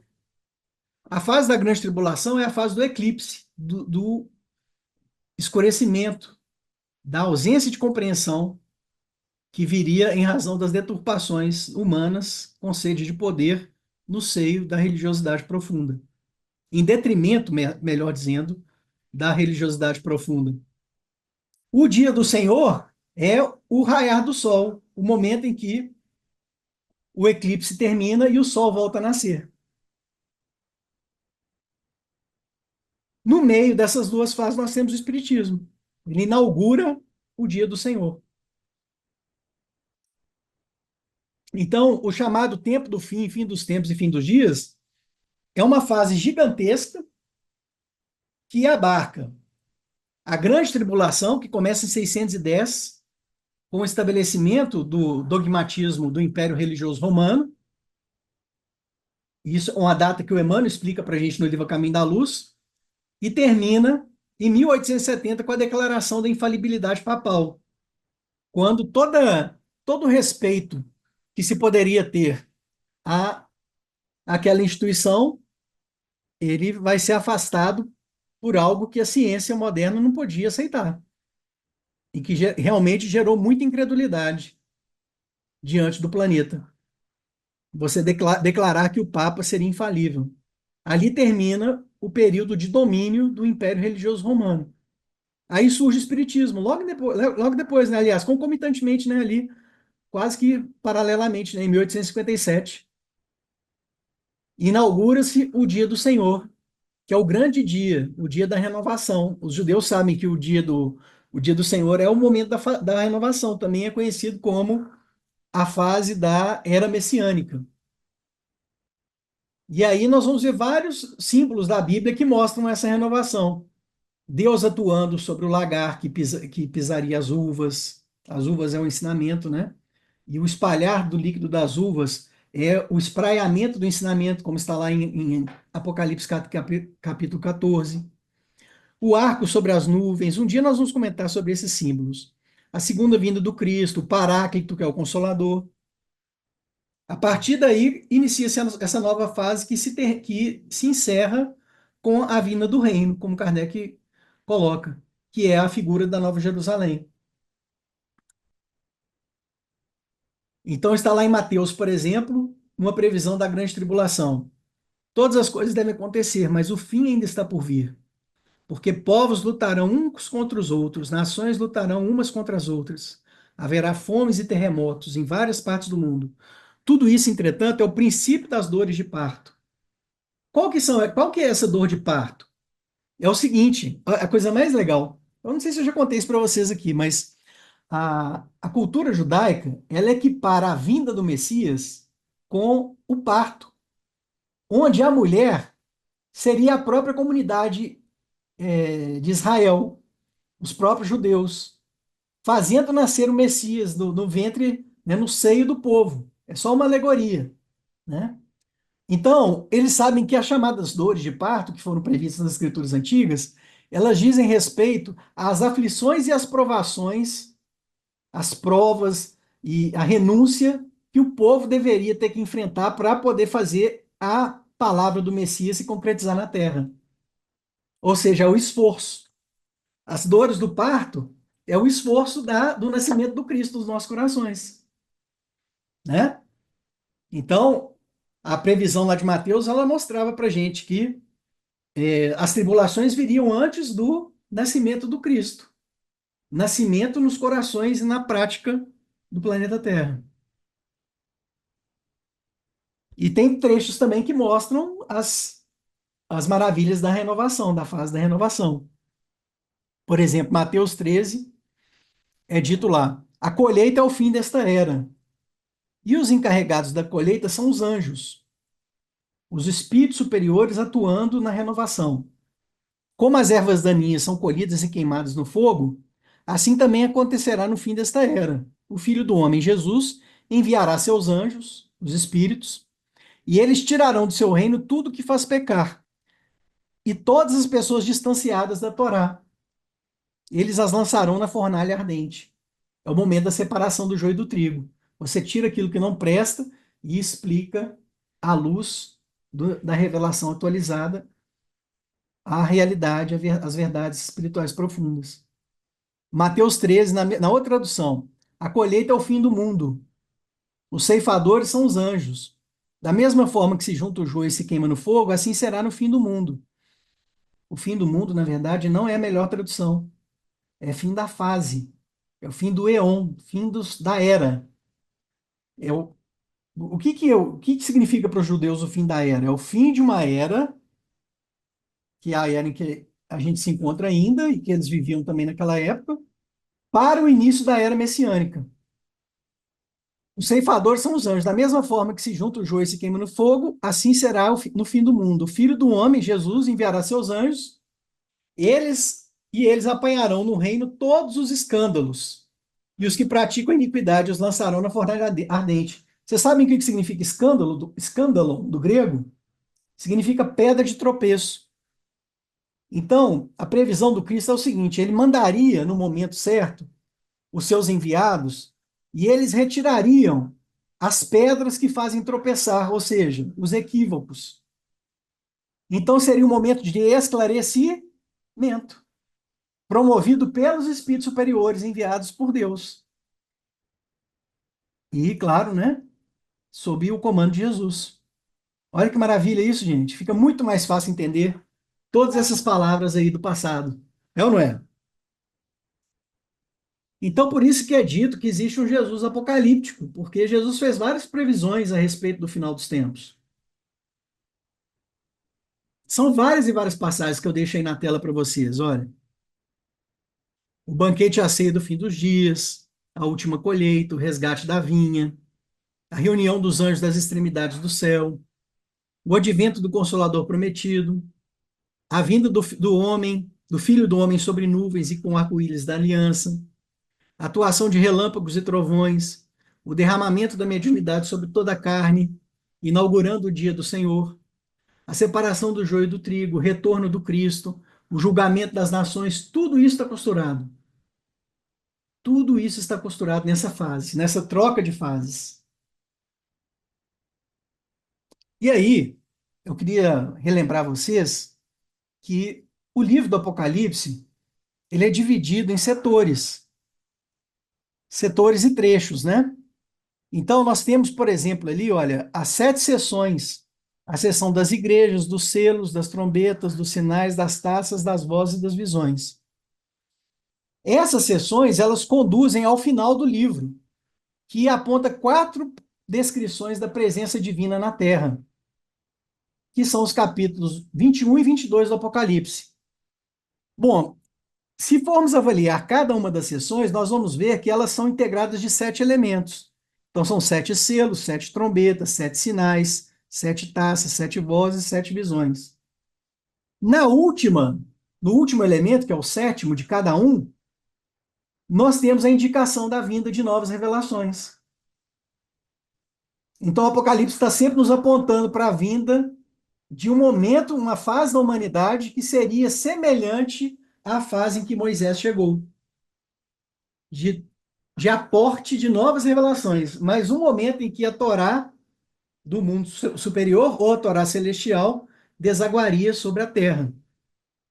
Então, aqui, olha, né, nós temos a primeira parte do Apocalipse, capítulo 1, que são as 4 descrições do retorno de Jesus. E aí nós temos a primeira sessão das igrejas, com 7 elementos. Depois, Jesus recebe um livro. Esse livro é a própria Torá, mas não é a Torá no sentido de um livro completo. É a orientação, é a Torá celestial, que desce dos céus para a mão de Jesus. Está lá no capítulo 4 e 5. E a partir daí, ele começa a abrir os selos dessa Torá. Por quê? Porque ele vai revelar mais. Olha o que o Apocalipse está querendo mostrar para a gente. Começa o rompimento dos selos. E aí vem a sessão dos selos, onde são rompidos os 7 selos, abrindo as portas do Apocalipse para as revelações que se seguem. Aí vem a sessão das trombetas, sessão dos sinais, sessão das taças, sessão das vozes, sessão das visões, desaguando no período da humanidade renovada. Hoje nós temos as 4 descrições da presença divina, Apocalipse 21 e 22. Então vamos entender essa progressão do livro que surge lá no capítulo 4 até o livrinho que surge no capítulo 10, que é muito interessante. Nós vimos, né, que no capítulo 4 e 5 nós temos o livro que surge ali e a entrega a Jesus. Pô, bom, o que acontece é o seguinte, esse livro, ele está... Vou ler o trecho primeiro, depois eu vou explicar por que ele se abre em selos. Então está lá no Apocalipse. Ele vem, então, receber o livro da mão direita daquele que está sentado no trono. Então Jesus recebe, né, o livro com a mão direita, recebe de Deus. Ok? Que é a própria condução. São as instruções para a condução da humanidade. Lá no capítulo 6, Jesus abre o primeiro selo. Começa a sessão dos selos. a abertura dos selos. E quando vem a primeira abertura, abre-se na sequência cada um dos sete. Essa aqui é uma ilustração de um rolo de manuscrito que era comum na época. Você ia rompendo cada lacre de sua vez. E se você romper cada lacre, você vai perceber que lá no miolo do manuscrito vai sobrar um rolinho. Vai ficar o conteúdo final, que é o menorzinho de todos, certo? Está ali enroladinho no núcleo do rolo. Pois é exatamente essa figura que o Apocalipse está usando. Você vai abrindo cada selo e vai compreendendo as camadas da mensagem, até chegar no livrinho. E o Apocalipse, o livro, a revelação do Apocalipse chega nesse livrinho? Chega. Então, abre-se lá os selos, né, na seção dos selos, e depois chega o livrinho para a leitura e a compreensão do João, que era o médium, psicógrafo. Vi depois outro anjo forte descendo do céu, trajava-se com uma nuvem e sobre a cabeça estava o arco-íris. E na mão segurava um livrinho aberto. Então Jesus desce e apresenta o livrinho, que é o último núcleo desse conjunto de sete rolos que foi sendo aberto. Quando esse livrinho foi aberto, olha a descrição simbólica que ele apresenta no Apocalipse. Quando os sete trovões ribombaram, eu estava para escrever. Sete trovões ribombam, ecoam seu som na abertura do último selo. O apóstolo João, ele leu o conteúdo do livrinho, do chamado livrinho, entendeu e já ia escrever. Mas quando ele começou a escrever, o Espírito comunicante, que pode ser tanto o Espírito da Verdade quanto Jesus, fala com ele assim: não escreva. Essa revelação não é para agora, é para o futuro. Vamos seguir na sequência que vocês vão entender. Quando os sete trovões ribombaram, eu estava para escrever, mas ouvi do céu uma voz que me dizia: guarda em segredo o que os sete trovões falaram, e não escrevas. Como assim os sete trovões falaram? É porque a voz de Deus, na cultura hebraica, ela se traduzia como o som de um trovão. E a voz una de Deus se dividia em sete trovões. Então, esses sete trovões são sete ângulos da manifestação divina, trazendo revelações. É simples assim. Não tem nada a ver com o trovão caindo do céu de verdade. São símbolos da cultura. E hoje a gente consegue compreender com mais propriedade. E segue a passagem. Nos dias em que se ouvir o sétimo anjo, quando tocar a sétima trombeta, então o mistério de Deus estará consumado. Ele fala assim: olha, então, quando chegar a época da sétima trombeta, é lá nessa época que vocês vão receber a compreensão do mistério. Vai estar consumado, então, vai estar esclarecido, vai estar posta a revelação plena, conforme Deus anunciou aos seus servos, os profetas, como já havia sido prometido para os profetas, que no futuro as coisas seriam aclaradas. Disseram-me então: é necessário que continues ainda a profetizar contra muitos povos, nações, línguas e reis. Então, o próprio Espírito Comunicante vira para o João e fala assim: João, vou falar uma coisinha para você, meu filho. Você ainda vai mediunizar, você ainda vai trabalhar como intermediário, seja no plano espiritual, seja no plano físico ainda, para muitas nações, muitas línguas, muitos reis, daqui para frente. E então vem o outro símbolo, né? O sétimo anjo toca, trombeta. E há fortes vozes no céu. Esse é o conteúdo da sétima trombeta. Ora, há vozes no céu quando a sétima trombeta aparece. O que são essas vozes no céu? Né? Elas vêm com relâmpagos, vozes e trovões. Todas essas simbologias remetem à revelação divina. O sétimo selo, ele é seguido de trovões, clamores e relâmpagos. A sétima trombeta, ela traz fortes vozes no céu, que ecoam, como as vozes dos anjos que Jesus falou que ia trazer no momento oportuno.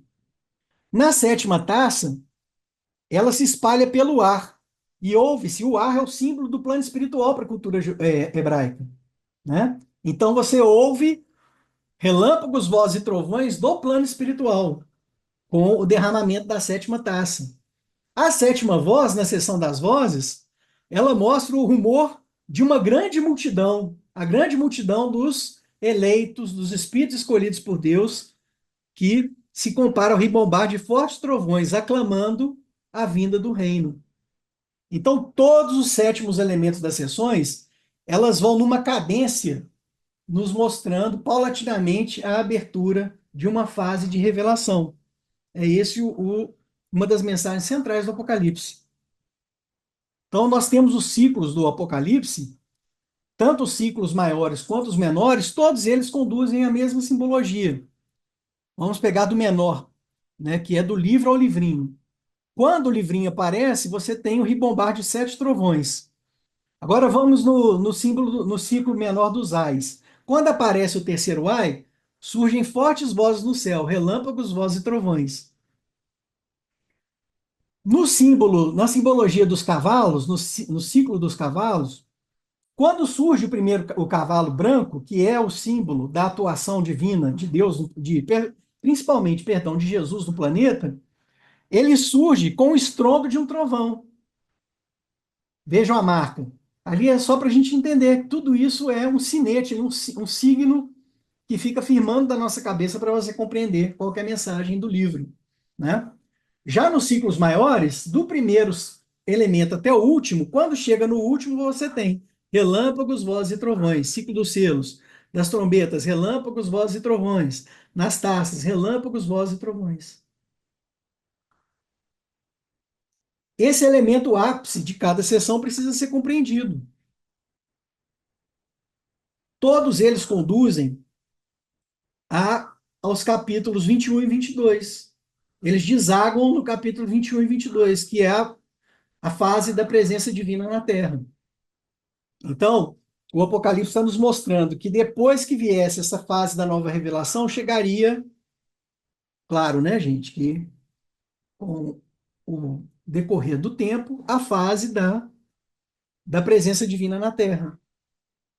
Aquela revelação nova, ela teria o condão de estabelecer o primado da fraternidade de Jesus incorporada na cultura humana, que é o recado dos capítulos 21 e 22 do Apocalipse. Relâmpagos, vozes e trovões, já comentei com vocês, mas eu vou lembrar o que significam. A Nádia, inclusive, fez um comentário muito inteligente na época, né? Que é um leitmotiv, é um motivo, assim, né, que marca a mensagem. Isso para os judeus é muito óbvio, porque eles sabem que relâmpagos, vozes e trovões lá do Sinai significa sempre a voz de Deus falando da terra. É o momento de uma revelação. Ok? Mas para a gente que ainda estamos engatinhando na compreensão desses ensinamentos, nós precisamos fazer todas essas considerações para compreendermos a mensagem geral do Apocalipse. Então está lá, por exemplo, no livro de Êxodo, né? Moisés falava e Deus respondia como trovão. Finalzinho ali da passagem, que eu coloquei na tela para vocês. Ao amanhecer, houve trovões, relâmpagos, uma espessa nuvem sobre a montanha, novamente a nuvem da materialização, e um clangor muito forte de trombeta. E o povo que estava no acampamento pôs-se a tremer. Moisés fez o povo sair do acampamento ao encontro de Deus e puseram-se ao pé da montanha. Então, essa é a simbologia de uma fase que viria a fazer lembrar da primeira vinda da grande revelação. E que fase é essa, gente? É a fase da terceira revelação. A terceira revelação é o Consolador prometido por Jesus. A terceira revelação é o Espiritismo. Na Midrash, que são comentários, né? As Escrituras, é dito que a Torá foi dada através de 7 vozes. E o povo viu o Senhor do universo revelado em cada uma dessas vozes. Por isso que tem os 7 estrondos, os 7 ribombar dos trovões, os 7 elementos da seção das vozes no final do Apocalipse. Tudo isso é para mostrar o quê? Revelação divina chegando no planeta. O Rabino Yochanan disse: uma voz foi dividida em 7 vozes, que é a voz una de Deus, e elas foram divididas em 70 línguas. São elementos culturais da cultura, né, do repositório judaico, para a gente compreender o que está ali descrito na simbologia do Apocalipse. Deus aparecia nessas teofanias, que são manifestações, parecem espetaculares, com o som de trovão, segundo os teólogos. A primeira grande teofania do Antigo Testamento foi no Sinai, onde Deus apareceu em meio a um estrondo de vozes e relâmpagos. Nos dias em que se ouvir o sétimo anjo, que está lá no Apocalipse, quando tocar a trombeta, então o mistério de Deus estará consumado, conforme anunciou os seus servos, os profetas. O sétimo anjo toca. Nós temos fortes vozes no céu, vejam. Relâmpagos, vozes e trovões, segundo a simbologia do Apocalipse. O Newton, Isaac Newton, já sabia que a gente só compreenderia o significado dessas mensagens do Apocalipse no final dos tempos, quando as coisas estivessem mais claras, esclarecidas. É o que a gente faz hoje. Hoje nós pegamos a lupa do Espiritismo e conseguimos compreender essas mensagens, né? Então, gente, essas são as lições que a gente queria trazer para a compreensão dessa dicotomia entre a Torá revelada e aquela que a gente ainda vai compreender no futuro, os ensinamentos futuros. O Apocalipse vem mostrar para toda a humanidade que viria uma terceira revelação. E essa terceira revelação colocaria a humanidade em curso do atingimento da fase que a humanidade precisa alcançar. E essa fase é a fase da fraternidade. Essa terceira revelação chegou, ela é o Espiritismo, e só cabe a cada um de nós agora nos alinharmos, né, a esses ensinamentos tão sublimes para a gente colocar também no curso da evolução e da humanidade que a gente espera, tirando aí, né, essa fase de tanto caos que a gente está vendo, esses momentos turbulentos que temos vivido, experimentado. Agradecemos muito pela presença de todos e estou à disposição para diálogo. Pois é, então vamos dialogar. Vamos dialogar. Estava aqui falando não, né? Tomando conhecimento dessa fala do Newton sobre as observações sobre as profecias de Daniel e o Apocalipse de São João. E qual era a vertente religiosa do Newton? E isso influenciou essa fala dele nas observações? Uhum. Olha, o Newton, ele tinha uma tradição evangélica, né? A família dele era protestante. Mas ele, não obstante isso, ele não deixou de lado a avaliação racional, né? Então, ele, estudando ali com sinceridade, ele chegou a essa conclusão, que a gente só ia conseguir compreender essas lições no futuro. Viriam mais elementos de compreensão. Quando as coisas concretas estivessem acontecendo, a gente lembraria, olha, exatamente isso a que se refere a revelação. Quando você diz o Newton era protestante, e Uhum. você agora enfatiza que ele manteve uma visão racional, um cientista, é porque ele era protestante, mas ele não ficou Uhum. cristalizado na sola escritura. É Exatamente. isso? Exatamente isso. Eu vou até conferir aqui agora, enquanto a gente conversa, a, a origem religiosa da família dele. Eu me recordo que eles realmente têm uma origem protestante.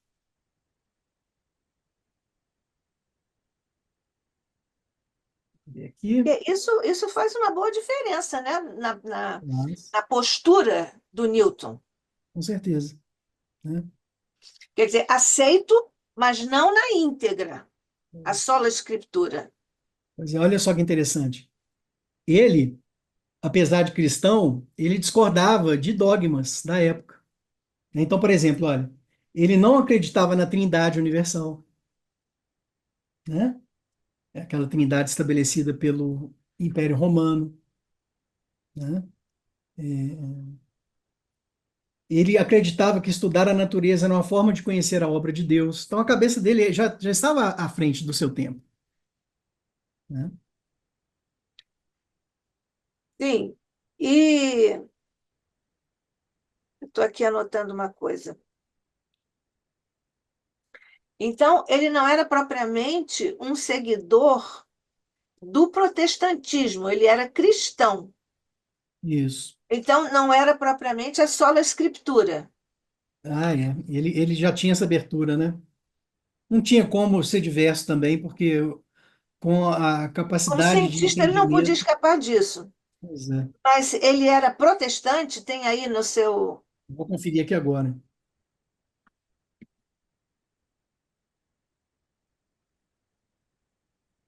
Ele era protestante anglicano. Tá. E isso é interessante porque ele é protestante pelo nomútil, porque ele era É, anglicano, é isso? exatamente. Né? Mas, na Isso é verdade, né, muito. Haddad, Hein?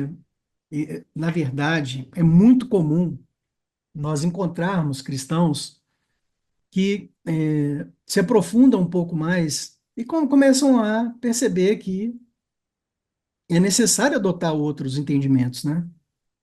Então, o Kardec, aliás, ele valorizava muito as pessoas nessa linha. O Kardec não exigia que a pessoa largasse e abandonasse, abdicasse da sua religião. Não, a sua religião, não. Ele fala isso no livro, por exemplo, no Viagem Espírita de 1862. Ele vai dizer isso. Eu nunca pedi para as pessoas abdicarem. Eu tenho nas minhas reuniões evangélicos, católicos, brâmanes, muçulmanos, né? Então, Kardec tinha essa cabeça aberta também, no sentido de que a gente vai aproveitar tudo que há de bom do que a gente aprendeu, dos nossos berços, da nossa criação tradicional, mas nós precisamos avançar naquilo que tem que ser avançado. Perfeito. Eu adorei isso do anglicanismo newtoniano, digamos assim. É, interessante, né? Muito bom isso. Eu fiz aqui umas anotações, mas eu tenho mais anotações do que propriamente perguntas. Quando você falou lá em a Gênese, você citou a Gênese, os grandes reveladores. Você citou o Uhum, Lavoisier, o próprio Newton, o Laplace, etc., o Galileu, o Copérnico. uhum, Esses são, então, os profetas, porque a palavra profeta não é necessariamente só no campo da religião. Porque uhum, a palavra profeta quer dizer aquele que fala antes, não é isso? uhum. Então, o Exatamente. Kant também é um profeta no campo da filosofia, século XVIII, né? Com certeza, com certeza. Se nós formos levar a sério o que o Kardec explica lá no primeiro capítulo do livro A Gênesis, nós podemos chegar a essa conclusão. Porque ele vai dizer que nós temos reveladores no âmbito científico, assim como nós temos reveladores no âmbito religioso. E ele vai explicar que esses grandes homens de ciência estão sempre revelando. Que é revelador maior do que o Einstein, né? Olha o que ele Exatamente, descortinou para a gente, né? O Kant, puxa vida. exatamente. E é Profeta, curioso. Hã? profeta da ciência, o Einstein. Exatamente, pois é. E você veja Agora, o que é diga, interessante. diga, diga. Ah, Pois não, eu não te ouvi.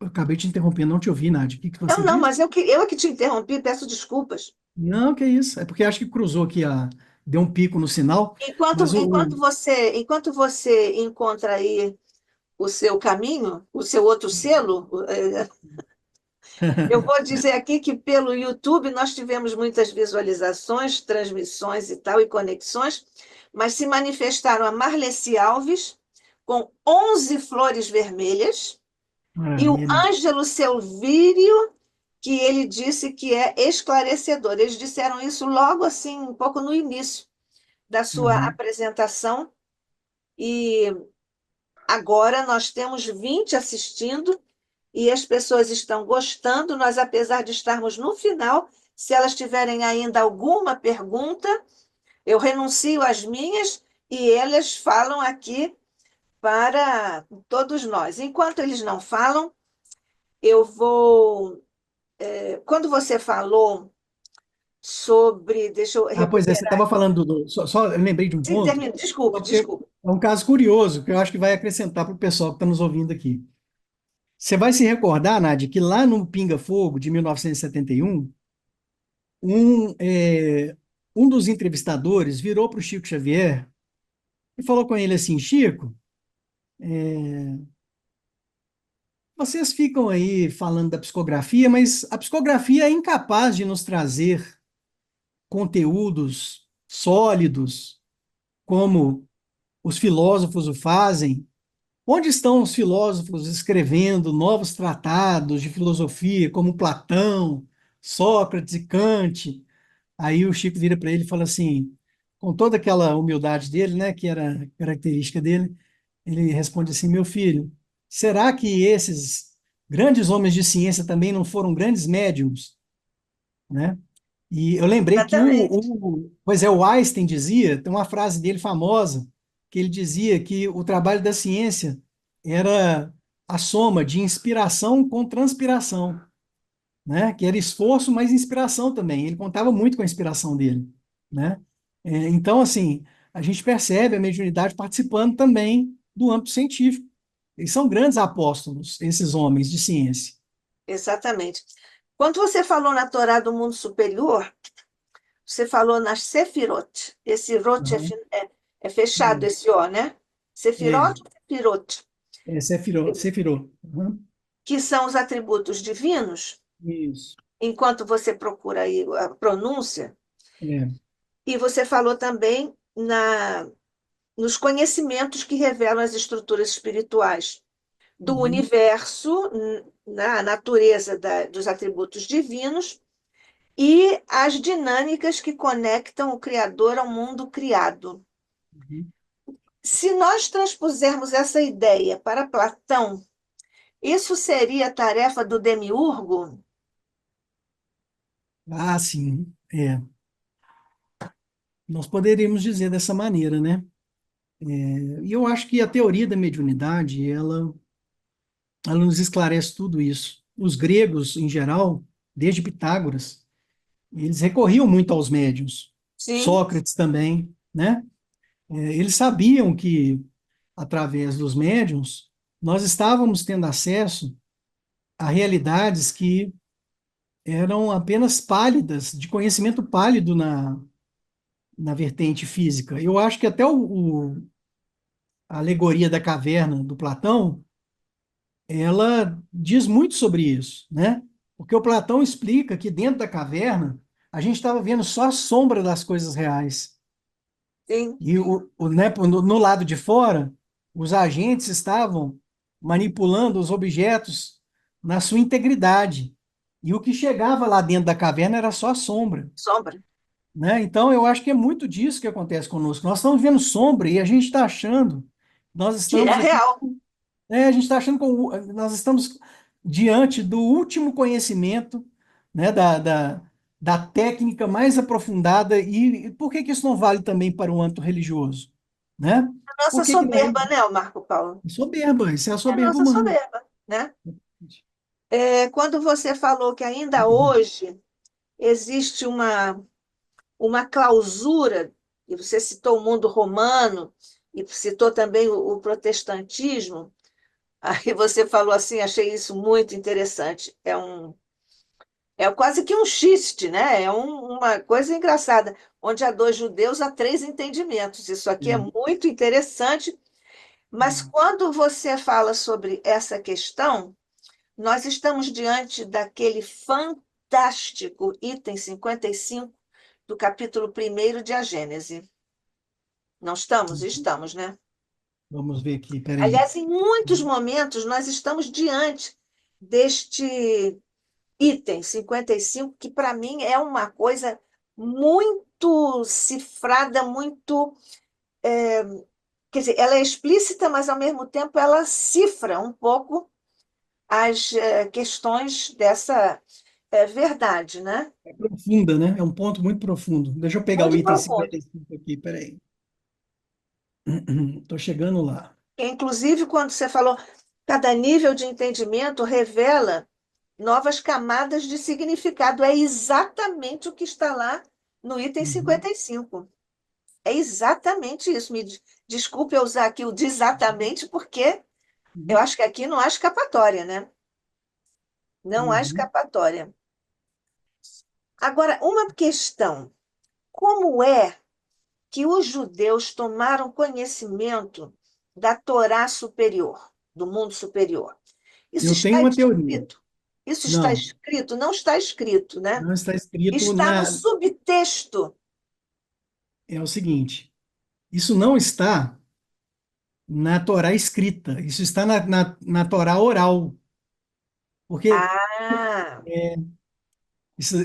isso vem da tradição oral. Porque, sabe, eu tenho uma teoria, sabe, o Nádia? sim, Eu tenho uma teoria que é o seguinte: desde quando o Moisés reuniu o povo e eles se encontravam lá na tenda do encontro, que ficava no núcleo do acampamento, o momento em que via aquela coluna de fumaça do alto e se manifestavam os espíritos, e eles consultavam, eles perguntavam.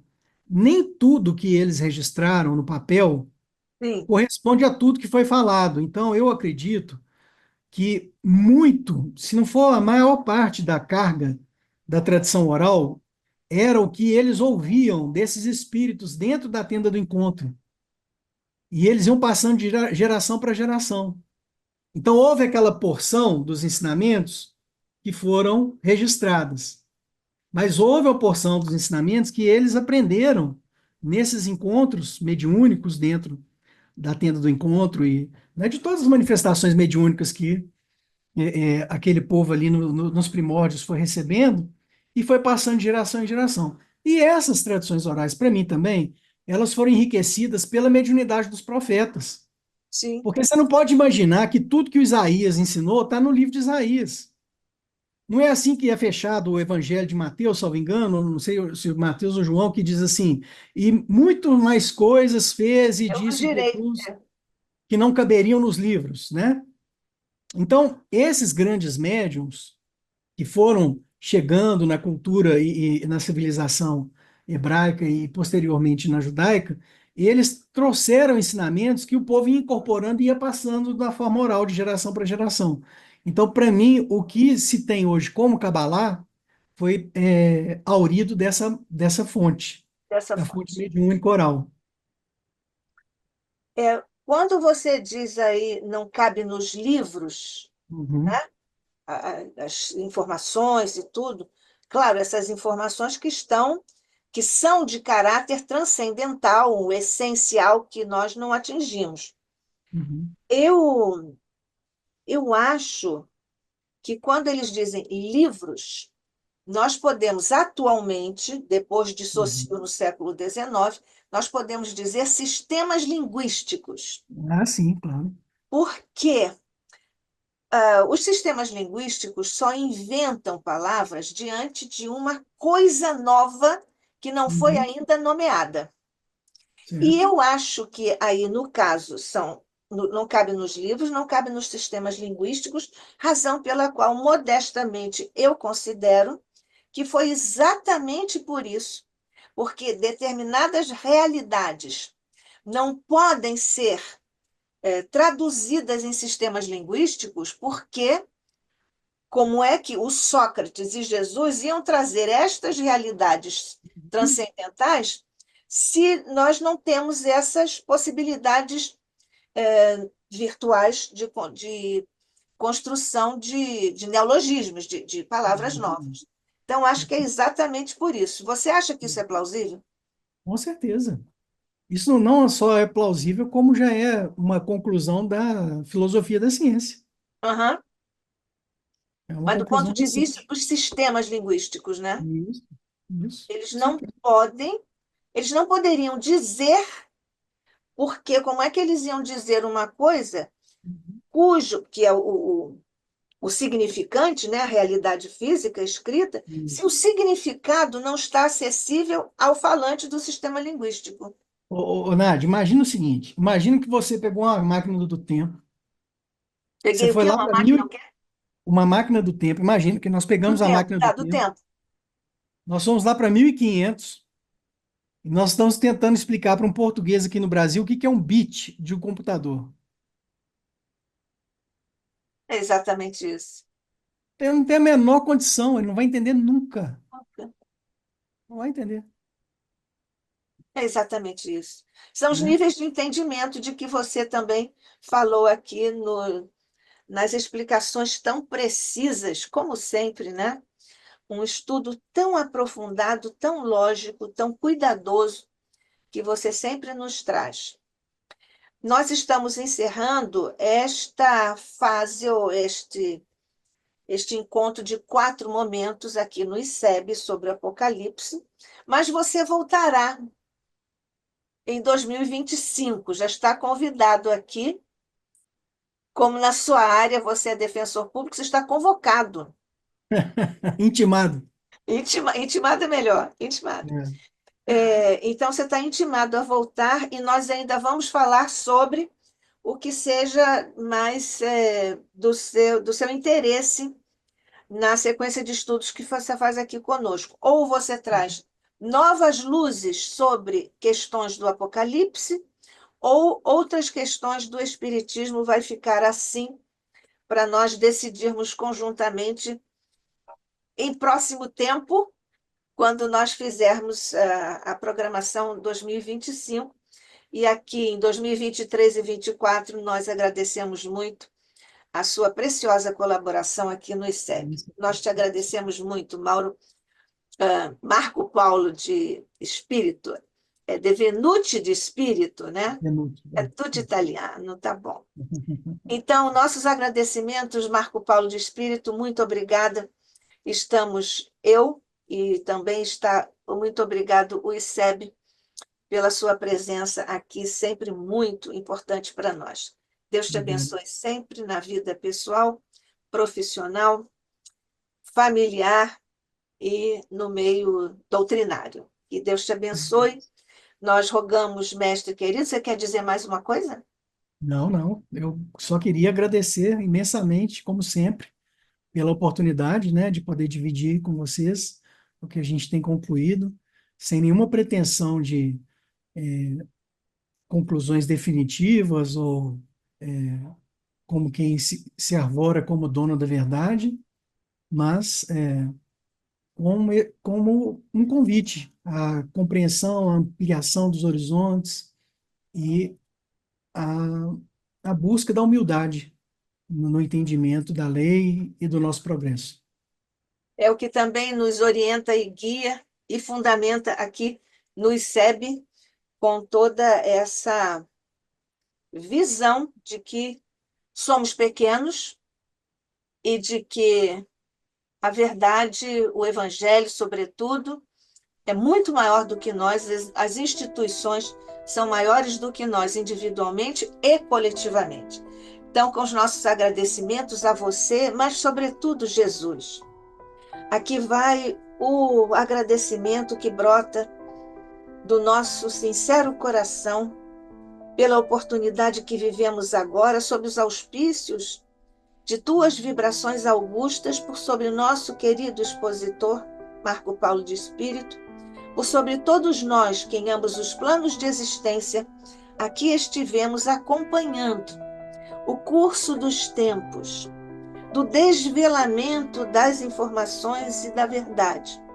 Tudo isso, Jesus, na verdade, calibrado pela tua inteligência cósmica, segundo as possibilidades de todos nós tutelados de teu amor, aqui em evolução, na humanidade, no planeta, que tão amorosamente diriges. Continua, mestre, por misericórdia e acréscimo, a verter bênçãos, iluminações, descortino de novas possibilidades de conhecimento, aqui e em toda parte, sempre Jesus, sob a chancela do amor de nosso Pai, que nos acompanha sempre nesse olhar de misericórdia e de amor. Graças te damos hoje e sempre, pelo ICEB, pelos nossos mentores, pelo teu Evangelho, pelo Espiritismo. Graças te damos hoje e sempre, sob o olhar de nosso Pai.